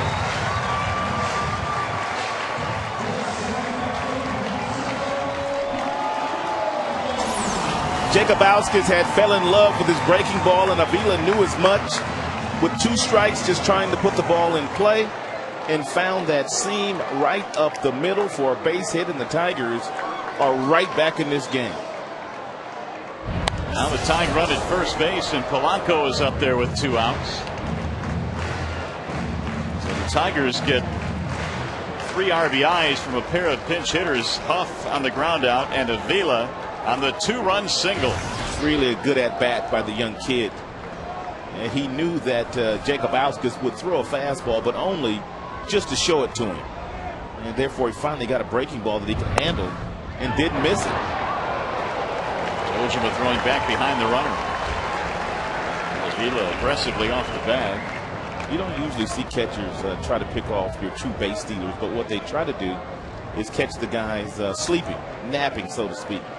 Guys that aren't known for their speed. That's usually how you get your pickoffs. Back out of play again. 1 ball, 2 strikes. True base stealers and good base runners, they are always aware of which catchers that like to throw.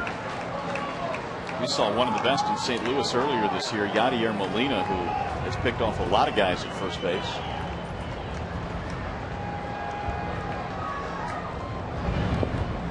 Ojima blocks that one. 2 balls, 2 strikes. Tigers now with 5 runs, 5 hits. A 3-run 6th inning after they had fallen behind 6-2.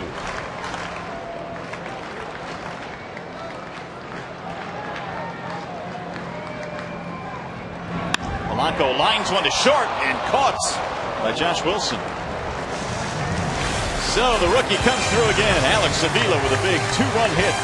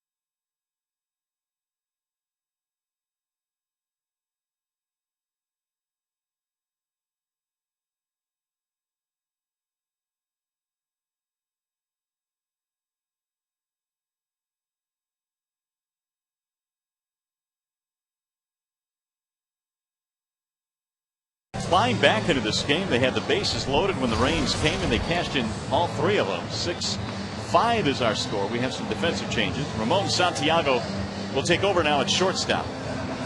Also, Alex Avila is behind the plate. He will catch.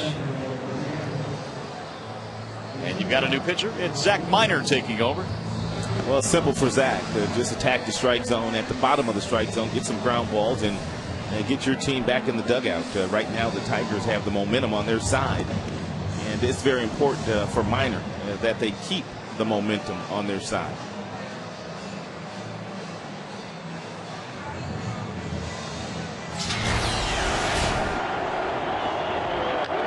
Hey fans, the race for the pennant is on, so don't miss a minute of the action. Get your 15-game race for the pennant ticket package today and receive priority to select postseason games. Call 313-471-BALL or visit Tigers.com.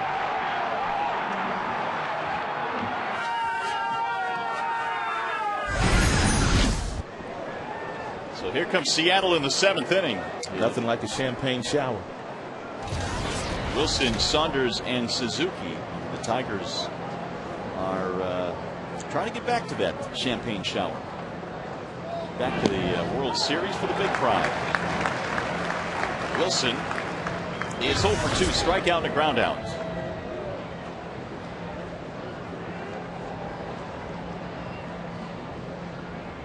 Minor last pitched in Boston. It was on the 12th. It's the day he got to start, wasn't it? For Galarraga? Yes. Yeah, Armando had to miss it because of the severe sore throat that he had. 1 ball, 1 strike on Josh Wilson. Rolled foul third base side. 1-2. Really not a whole lot of hits in this game, just a lot of home runs. Each side with 5 hits. We've had 11 runs in this game.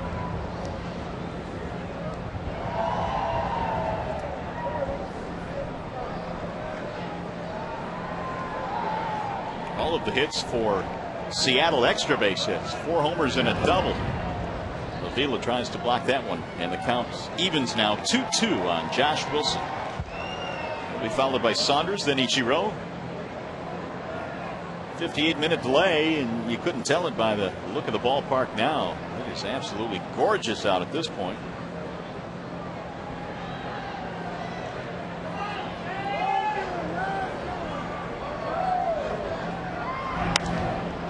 Fly ball, center field.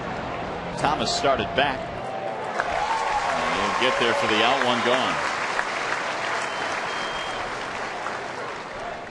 So Zach tried to throw up a 0 here after his team scored 3 in the bottom of the 6th.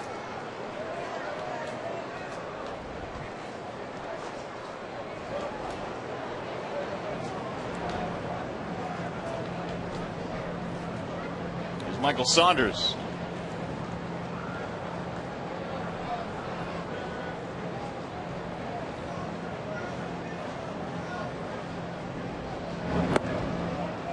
Saunders in this game 0 for 2, strikeout and a ground out.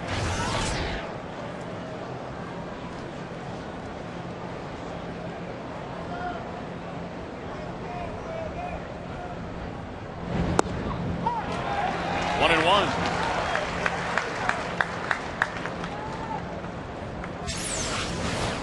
Pretty good change up here by Zach. It's called a circle change, a little fading action away from the left-handed hitter. Back to back, as a matter of fact. And now he's kind of backed himself into a corner to throw the fastball, but you can do that to Saunders. He has not hit a home run, so he's not a power hitter. 3 balls, 1 strike. Minor in that start against Boston lasted 4 2/3, gave up 7 hits, 5 runs in that game.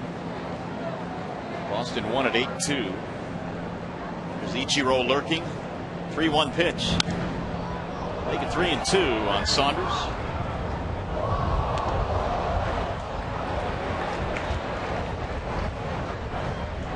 I know Zach and his wife Jessie were scheduled to have their second child on Monday. He was going to fly to Jupiter, Florida, but I have not heard whether they had their second child or not. I saw Zach briefly walking in, but I haven't been able to ask him either.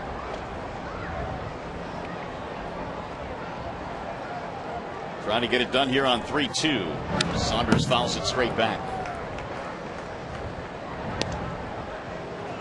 Minor has been used in both roles for the Tigers in his Detroit career.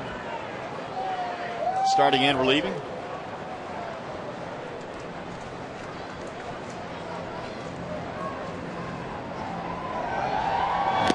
Swing and a miss. 2 gone. Minor has his first strikeout.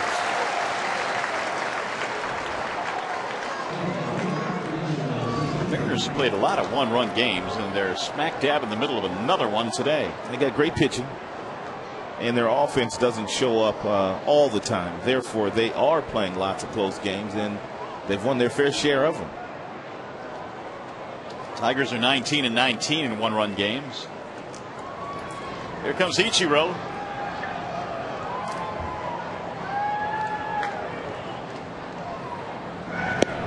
First pitch strike. Yeah, very important to keep Ichiro off the base pass here with 2 outs. Because if he does get on first, he will steal second and put himself in a scoring position. We don't want that. Slap toward left field. Rayburn on the move. He'll get there in a 1-2-3 inning for Zach Minor. Stretch time here at the ballpark. 6-5 Seattle.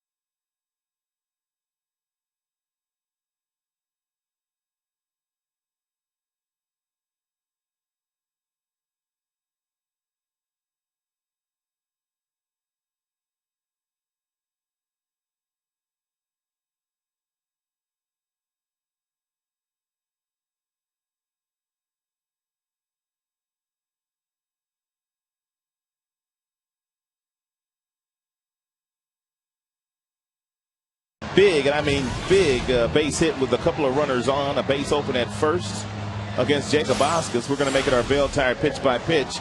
Since coming into the game, Jakubowskis threw a lot of breaking balls, but after he throws this fastball, you can see him kind of doing something with his shoulder. A couple of pitches later, the manager Don Wakamatsu comes out along with Rick Griffin, their trainer.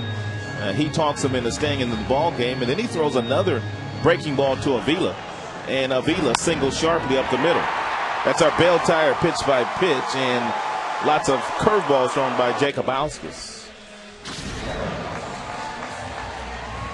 So Avila has come through with a big hit. Meanwhile, Sean Kelly is on now for Jakubowskis. He comes in with a pretty good record, 4-1. He's got 4 holds. His earned run average is shade over 4.5. He's got 23 strikeouts in 27 innings, so he's got a decent fastball and a legitimate strikeout pitch. Marcus Thames, Ryan Rayburn, and Miguel Cabrera.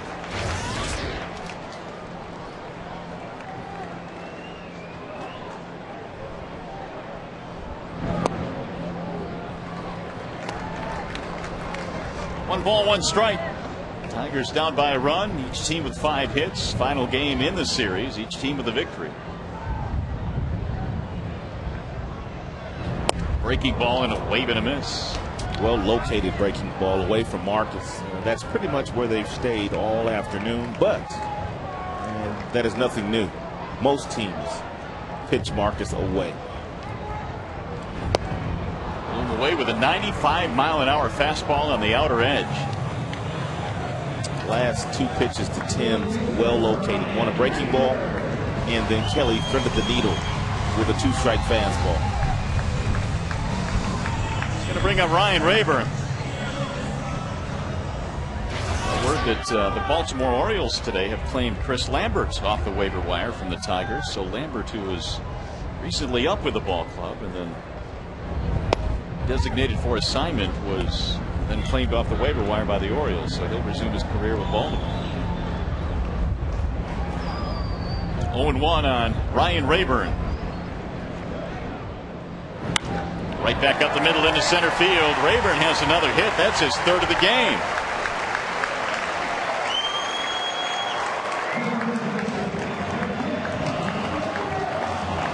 Tying run is on. Tigers have their 6th hit, and here comes the big fella, Cabrera.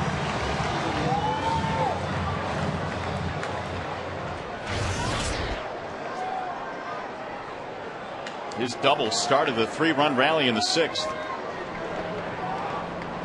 Long ball away from giving the Tigers the lead.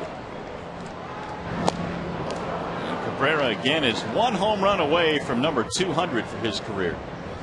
It looked like he was trying to hit number 200 with that first swing there on the breaking ball from Kelly. It was a big swing by Cabby.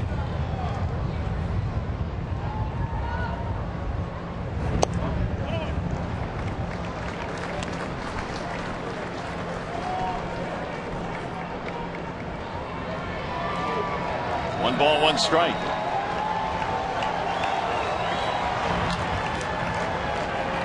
Rayburn not much of a runner. 4 steals. He's been caught 3 times.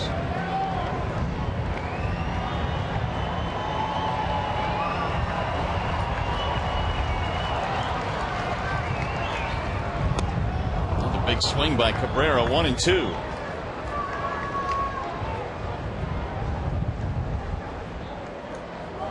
And usually Cabrera, after he's taken a couple of big swings, with 2 strikes, will shorten up and is not afraid to take the base hit the opposite way. First couple of swings looked like he was trying to do some damage, find a gap that would possibly score Rayburn. But now he should shorten up and just try to put the ball in play.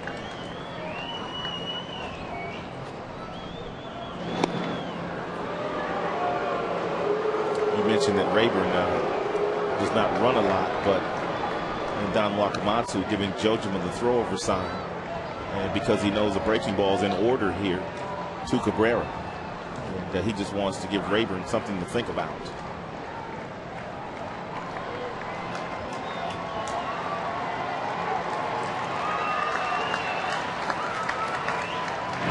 Swing and a miss, and Cabrera goes down on strikes. Big strikeout there for Kelly. That's his 2nd.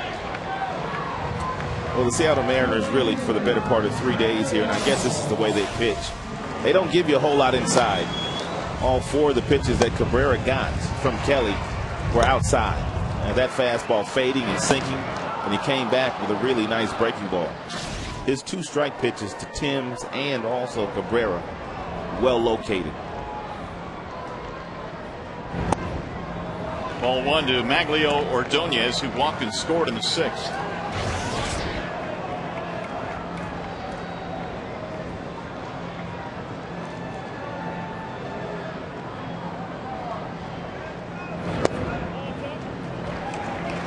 Two and 0.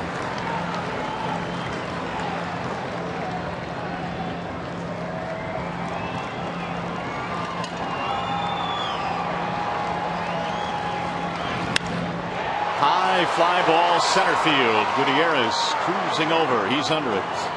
And the side retires. Tigers get a hit. They strand a man. We played 7. Gutierrez, Lopez, Sweeney on the way.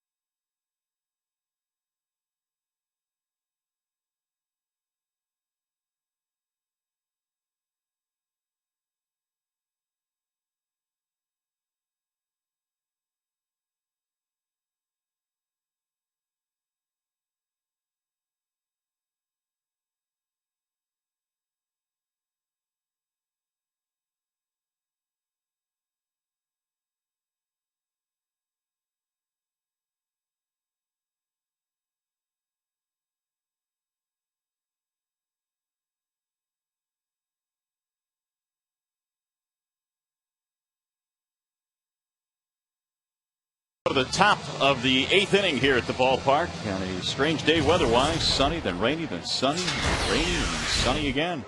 Here's the update on our Tigers player of the game. Brandon Inge right now has 65% of the vote. You can text Tigers followed by a space and the player's number to 37338 for your Tigers player of the game. And the final results coming up on Tigers Live after this one is over. Inge has had a big game today. Brandon has hit a home run. He's made 2 really good defensive plays on foul pops into the stands. Minor goes back to work. Franklin Gutierrez leads it off.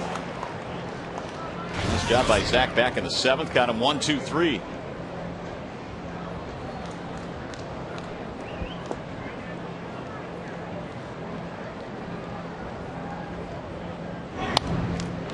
Now it's 0-2 on Franklin Gutierrez. Walken scored in the 3rd. Franklin does not have a hit in the series. Minor would like to keep it that way. He made a big play in the outfield, though, earlier in this game, taking a double, maybe triple, away from Cabrera to lead off an inning. 1-2. So sometimes if you're not getting hits, you don't let anybody else get any either.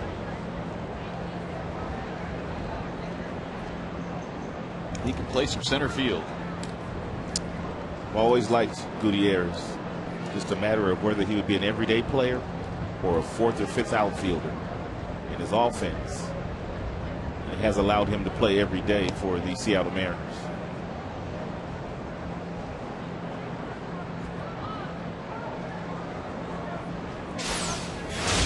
Talking about those Brandon catches today. These have been really fun to watch.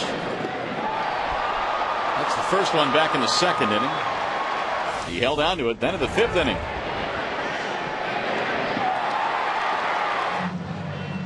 Riding the rails. The 1-2 is hit the other way to Polanco. That's 4 straight retired by the right-hander Minor. That boy knows he can play some second base. He is awfully steady over there. Just real steady.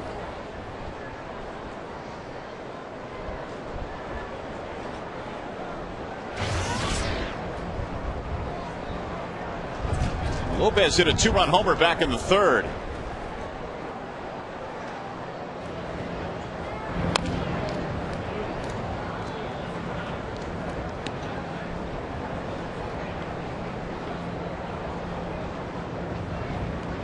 Lopez is batting 3rd in the lineup today. He's hit just about everywhere. His numbers say that his best spot is the cleanup spot, believe it or not, where he hits .474. Batting in the 3-hole this afternoon. Big Cook gets him out front 0-2. Zach usually does not throw his curveball at 75 miles an hour, but it's a beautiful thing when you can change speeds on the pitches that you throw, as he did there.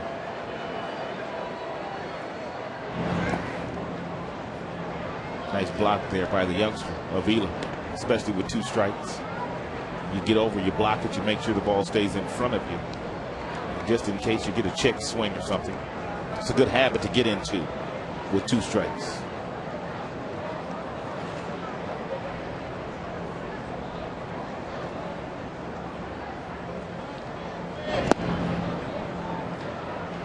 Two and 2 on Lopez.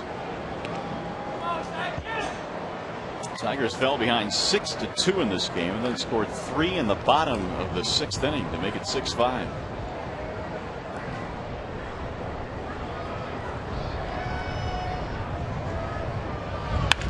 Ground ball left side. Inge cuts it off.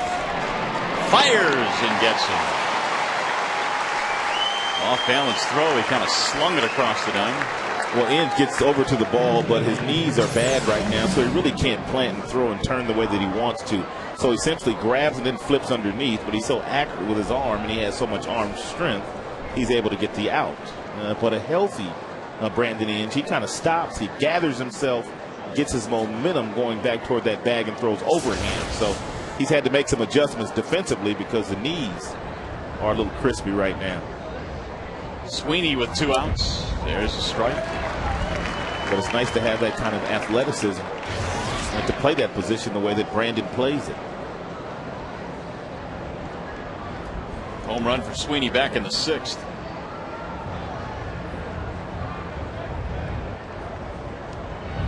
Andrew was talking yesterday about a new therapy they're trying on his knees where they inject a glucose solution into his tendon in his left knee.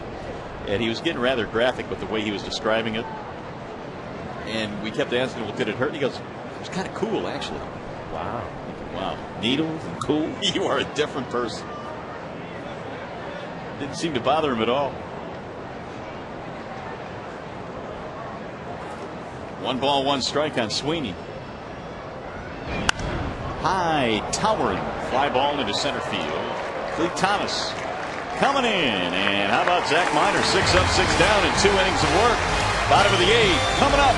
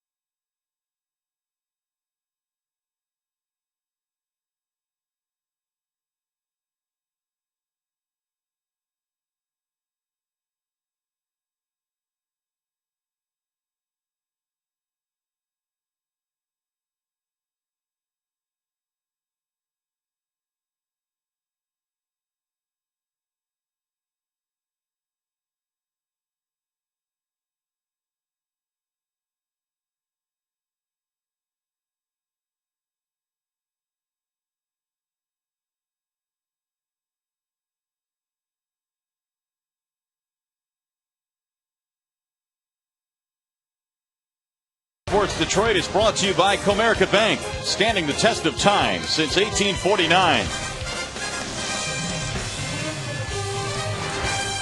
Well, it's cleared up here at the ballpark. It's actually a nice day now. We had a 58-minute rain delay in the middle of the 6th inning, but as we go to the bottom of the 8th, Tigers need some offense. They're down by a run. It'll be Brandon Inge to lead it off, then Clete Thomas. First pitch from Sean Kelly, in for a strike, 0-1. Inge had a solo home run back in the 4th, his 24th home run of the season. Checks his swing and takes strike 2.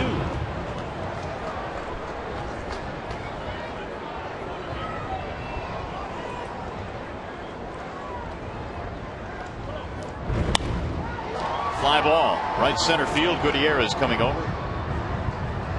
Inge is out, 1 gone. And Kelly mixing it up pretty good. Gone anywhere from 95 to 84. And that pitch, speed, range, reading, courtesy of Comcast. Seattle Mariners pitchers like to work quickly too. Now that must be something that's preached from the pitching coach Rick Adair. I'm all for that. Swinging a miss, 0-1. They grab it, they get right back on top of that rubber, and they're ready to go. Roland Smith was that way, the left-hander who started for Seattle. Here's a bunt, third base side. Hanahan unable to barehand it. Clete Thomas is on. The key to the bunt for Thomas, he knew where Hanahan was playing. He knew all he had to do was get the ball down, but it's the concentration and him not moving his body out of the batter's box, which allowed him to put that ball where he wanted to. If you're not running down the line and you're not trying to be too quick, usually you could make a really good bunt. It's a good play by Clete. We have not seen him do a lot of that. It's a nice weapon to have. Tying run is on. That is a bunt single for Clete Thomas, on base for the second time in this game. And Santiago looks at a strike. Most of the relievers that Don Wakamatsu will run at you, they all hold runners well. That is a prerequisite for him. If you come into a game late, it's a close game. I want my relievers to be able to hold the base runners closely to give the catchers a chance to throw. Driven to center field. That's down, a base hit. Santiago already has had a big hit in this series. Comes up with another. That big hit he got a couple of days ago also came in the 8th inning. Tying run scoots to second base. That's going to bring up Alex Avila. He singled in a pair in a pinch hitting role back in the 6th.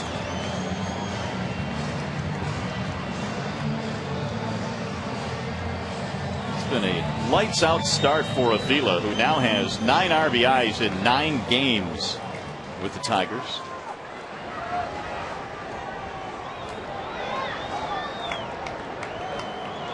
Got a couple of guys right now with Thomas and Santiago aboard. And he drives one to center field and hits it well. Gutierrez on the run, is going to get there. Another fine running catch by Franklin Gutierrez. Goodness gracious, Franklin, stop it. Smoked off the bat of Avila. That thing looked like it was headed to the gap for sure. There are not a lot of center fielders that have the kind of range at this position that Gutierrez does. The Tigers have one, but there's only a couple of more. And he's already taken away a couple of extra base hits from Tigers hitters in this game. What a jump, direct line to the baseball. And this is what he did earlier to Cabrera. He robbed him of an extra base hit. As I said earlier when he was up, if you're not getting any hits, you don't let the opposing team get any hits either. Now Polanco with 2 outs. Tigers need a base hit here to tie this game. They are down 6-5 in the 8th.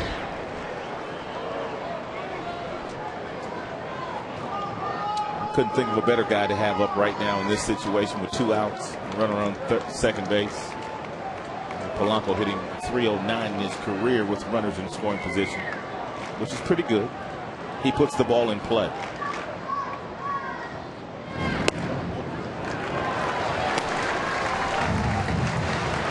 Thames due up next, but Carlos Guillen has moved to the on-deck circuit. In case Polanco keeps this going here, there's Carlos putting the batting gloves on. 2-0 on Polanco. He was reaching out, little looper into shallow left, and a catch by Josh Wilson. You gotta be kidding me. He saved the game for Seattle with an unbelievable running catches back to the infield. Well, that's as good as it gets right there. Wow.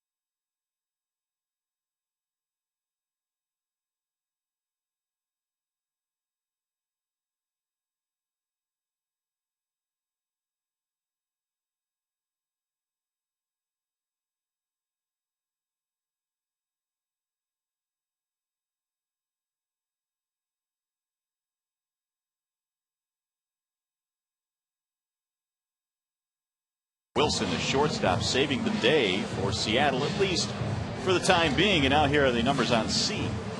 Yeah, that play by Gutierrez is just as big. Bobby C pitching in his 52nd game. And he's going to see Russell Branyan as the first Seattle Mariner. Back on July 22nd, Branyan wasn't so nice to Bobby C. That was a game winner when Felix Hernandez was on the mound. And then a couple of nights ago, Branyan swinging on 3-0, a sacrifice fly this time.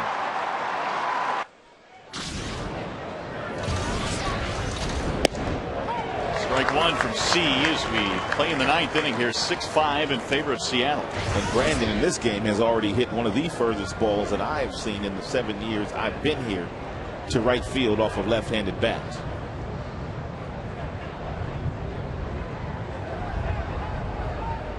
How far they say it went, like 430 feet or something like that? It was 4 1/4? 4 1/4. Yeah, 425. It almost went up to that second deck out there in the jungle.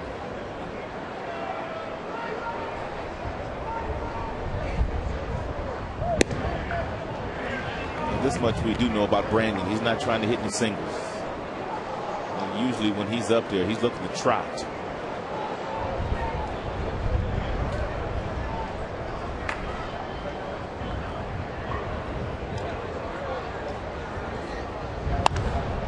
High fly ball to shallow right field this time, and Ordonez for the out, one gone.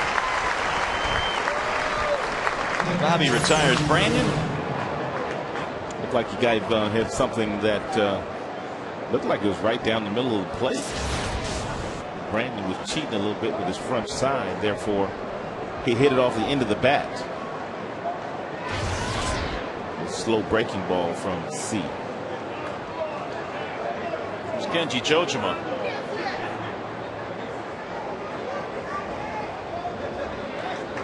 He's also homered in this game. Seems like everybody's homered in this game. 6 of them.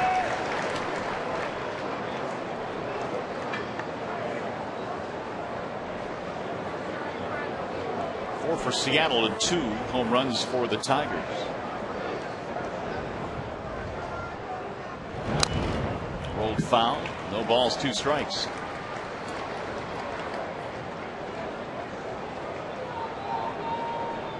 C takes over for Zach Miner, who did a terrific job after the rain delay. He came on, took over in the 7th inning, and faced 6 batters in his 2 innings of work and retired all 6.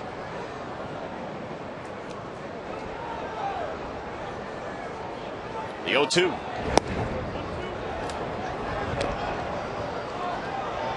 Tigers now have out-hit the Mariners by 3, 8-5.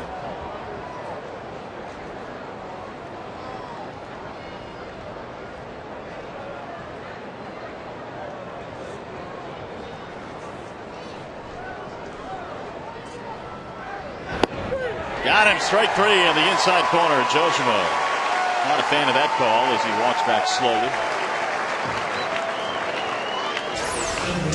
Fastball away from the arm side inside, and looked like he crossed up Avila. I don't know if Avila was looking for a breaking ball or what, but he caught that ball strange. Usually if you're looking for a breaking ball and you get a fastball, you're not going to catch it. The hard throwing David Arzma heating up in the Seattle bullpen. It's Jack Hanahan.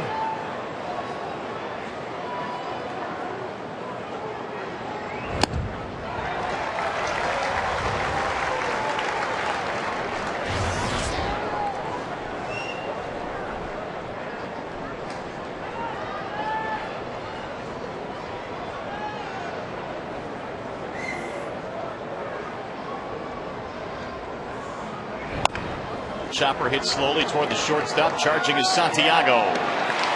1-2-3 inning. Tigers down by a run. Bottom of the ninth coming up.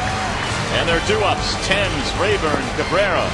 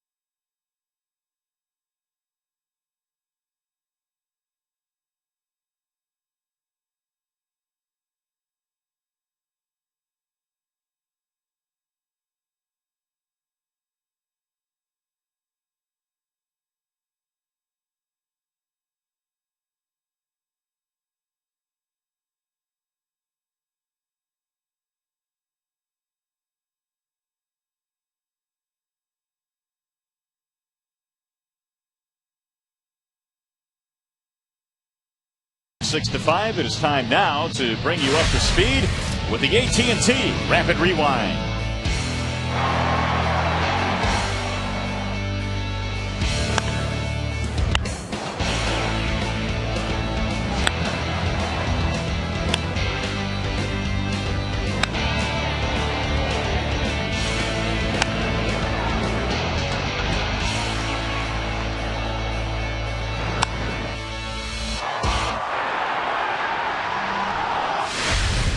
AT&T, the nation's fastest 3G network. AT&T, your world delivered. Last chance for the Tigers here. The rally caps are out. So is the sunshine. Hopefully the Tigers can put something together here in the bottom of the ninth inning. If they do, it will come against the closer, David Aardsma. He's had a nice year, but he's blown 3 saves. He got a save in last night's game. He comes in with a 3-4 record, and last night he came right after the Tigers. Lots of firm fastballs in the mid-90s. So Marcus Thames will be pinch hit for. It'll be Carlos Guillen to lead it off.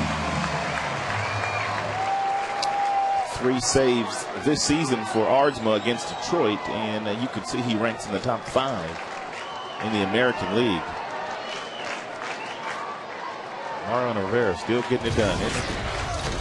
Hall of Fame bound. He's something else. There was a time, I think, a year and a half ago, where he was blowing some saves, and people thought, well, that might be it for him. I thought that was a negotiating ploy for the Yankees as well. They tried to keep his money down. He was a free agent that year. 1-1 on Guillen. Rayburn to follow, and then Cabrera. Carlos pinch hitting for Marcus Thames. Tigers have now used everybody on their roster from a position player standpoint.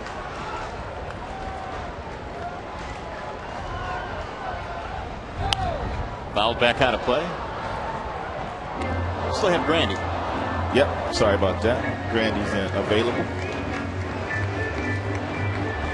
Curtis getting the day off is also stretching right now, just in case he may be needed.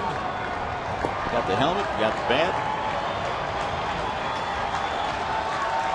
1-2 outside. 2-2 on Guillen. David Aardsma, who by the way is at the top of the list in terms of the baseball encyclopedia. His name is just ahead of Hank Aaron. Hank Aaron was there for years. Way high. Yeah, then Aardsma first out of the scene. AARDSMA. He's number 1.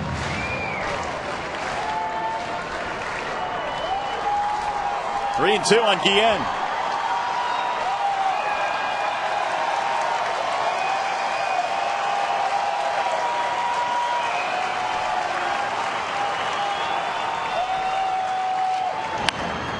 Fouled away. Crowd today at better than 31,000. Many of them still here waiting out that 58-minute rain delay. It poured here at the ballpark for about an hour.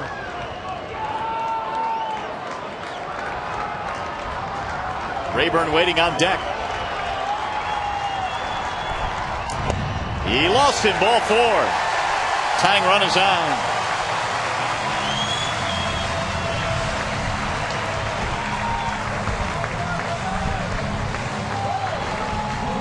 Tigers trailing Chicago, or leading Chicago by 2.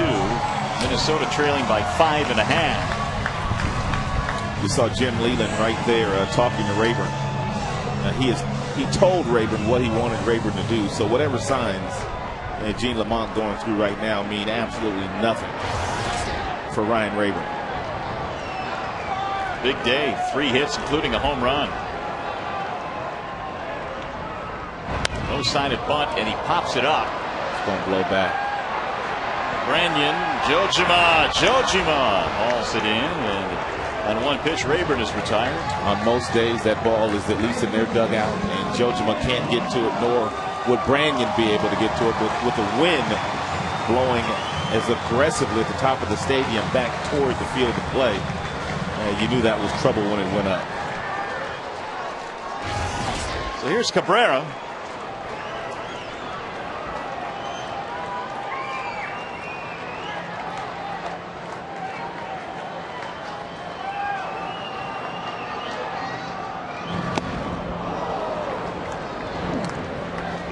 Gabby had a double in the sixth, scored a run.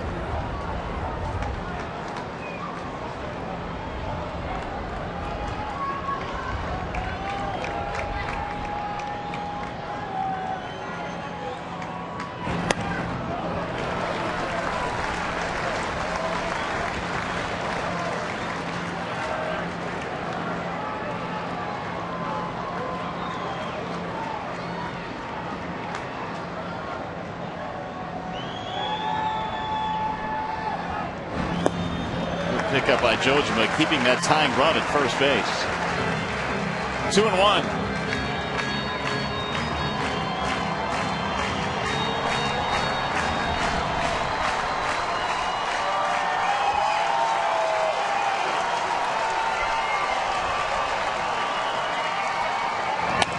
Line drive, right field. That ball is down. A fair ball to the corner. It goes.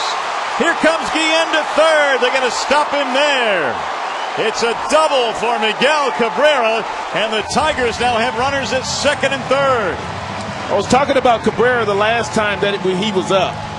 Usually his first or second pitch will be a huge swing. He's trying to hit the ball in the gap or out of the ballpark, but then he gets smart, and he simply will take the ball out of the catcher's glove the opposite way as he does there, but Guillen couldn't score.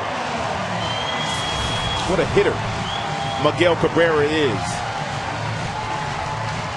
Comes Wakamatsu. So the Tigers getting to the Seattle closer on this day. 6-5 our score. A base hit away perhaps from winning the game.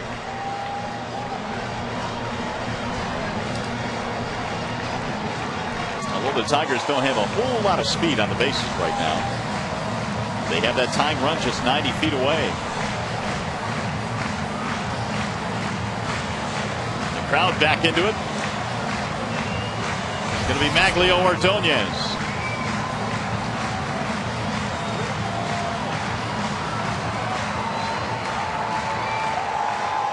He's not going to hit. His run means nothing. Winning run right now is at second base. Boy, Arzma almost threw the first pitch away. Brandon Inge will be hitting. He's on deck.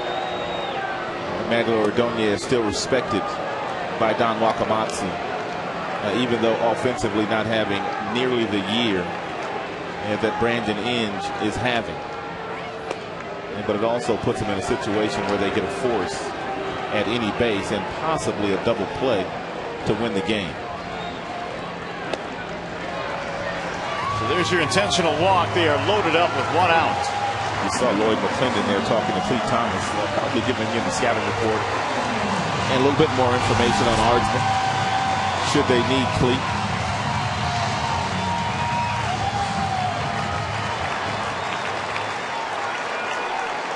Here comes Brandon. 6-5. Tigers down by a run. We're in the bottom of the ninth with the bases loaded. Inge cuts and misses. He had a rip.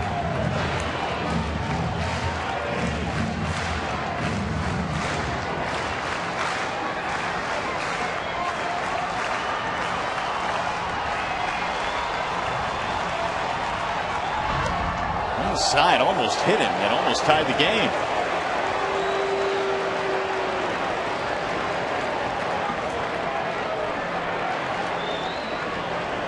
Brandon is homered in this game, 1 for 4.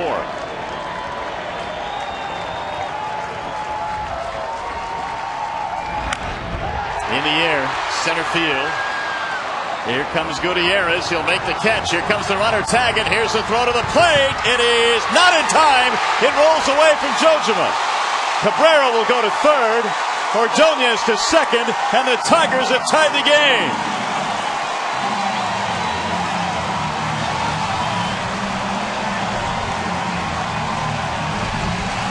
RBI for Brandon Inge.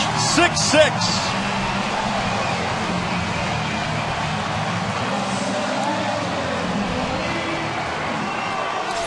Gutierrez has a very strong throwing arm, and he had all his momentum behind him and fires a strike to Jojima, but with a collision. And Jojima expecting the collision, he couldn't hold on to it. If Cabrera's running toward third base here, Once the ball gets away, after he tags, he should be on his way running full speed. He may have been able to score. Who knows? They're appealing down at third, meanwhile, that the runner left early, but the signal was by Larry Vanover that he was safe, didn't leave early. So Gutierrez is charged with an error. That's a tough error. And now the winning run at third base for Cleat Thomas with 2 outs. Cleat takes outside 1-0.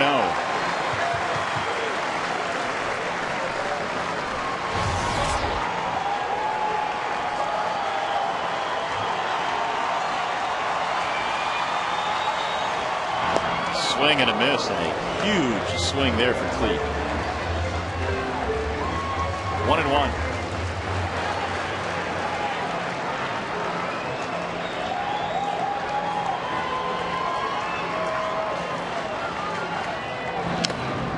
Now 1 ball, 2 strikes.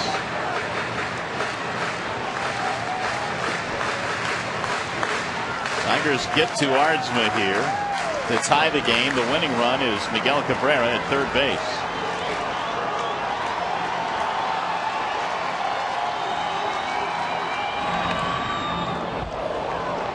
Whistle back into the Tigers dugout. Aardsma coming right after Thomas with mid-90s fastball. He has blown his 4th save of the year. See if the Tigers can turn it into a loss. Outside, 2-2.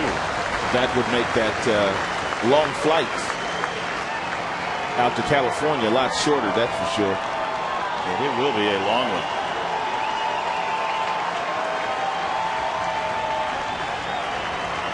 Here's the 2-2 pitch. Outside, 3-2 on Cleat Thomas. Away, away, away. That's pretty much how the Seattle staff works. But they've got a good staff. The numbers don't lie. One of the best staffs in all of baseball. Seattle came into this game leading the American League, the only team in the AL. This is as a club now with an ERA of under 4. Nobody else has been there. Line drive, base hit into right field. Cleat Thomas wins it for the Tigers. A walk-off victory for Detroit to close the homestand. Don't hurt him now.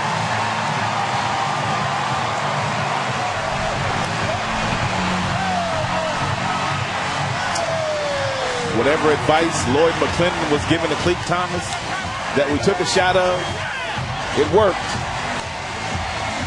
It worked.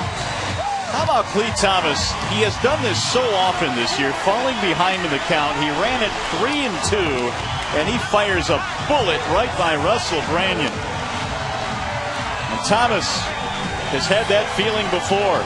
Good win today. Down 6-2 late in the ball game. Able to get to a really good bullpen. They won themselves another series, which is really, in the grand scheme of things, all you want to do at home. Protect your home court advantage. We talked about the fact that they don't pitch inside. Well, this is why they don't pitch inside. He tried to sneak a piece of cheese by Thomas on the inner third of the plate, and all he had to do was drop the bat head. Left-handers love the baseball in that area where Thomas was able to single sharply past a diving Branyan. And the bench absolutely loves it. Thomas hit a walk-off home run back on August 3rd against Baltimore with 2 outs in the 9th inning. Today, 2 outs in the 9th inning, a single to drive in the winning run, and the Tigers win 2 out of 3 in this series with 2 in the bottom of the 9th inning. They were down 6-2 at one point in this game. Right now, let's send it down the field. Ryan Field is standing by with today's hero. Mario, thank you very much here with Cleat Thomas. Well, as far as comebacks go, this was a good one tonight. You guys were down by 4. The rain comes, and here you are rallying with 5 runs, 2 in the bottom of the 9th. Take us through your at bat. It's tough at bat. He comes in there, closer. He's got good stuff, and I just tried to stay relaxed and get a pitch I could do something with, and I put a barrel on it, and it went through. As far as wins go for the team this season, especially heading out west for 6 games, how big is this one? It's a big win, especially being at home. We're not playing real well on the road right now, so we win everything we can at home, and hopefully we can continue this and take this with us. The ball was flying out of the park today on both sides. How were you guys able to, withstand their early momentum to come back and get this one yourself? It could have been the rain delay. Slowed them down a little bit. Our bullpen came in and did a great job. And, our hitters, we just kept battling and it came through. You talk about big hitters, yourself with a big hit, Alex Avila with another big hit in this game. What a pleasant surprise he's been in his first 3 weeks with the club. Yeah, man, he's clutch. He's got a beautiful swing. I had to pull somebody with went to Alabama, but, he's a great guy. The Auburn thing, we won't hold that against him, the Auburn-Alabama reference, but how much nicer of a flight is that going to be out to the West Coast tonight? It's going to be much better. You got a long flight coming off a win. It's going to be great. All right, thanks for your time, Cleet. Nice win this afternoon. Thank you. All right, there we go. Mario and Rob, the Tigers win the season series from the Mariners for the 6th straight year, and they do it in dramatic fashion here this afternoon. We'll send it back to you guys upstairs. Hey, Ryan, thanks very much. Great job down there. And, of course, Cleet Thomas with his second walk-off hit this year for the Tigers. Talk about clutch as the Tigers win this one here in the bottom of the 9th inning. Right now we check in with Mickey York with a preview of Tigers Live. Mick. All right, Mario, thank you.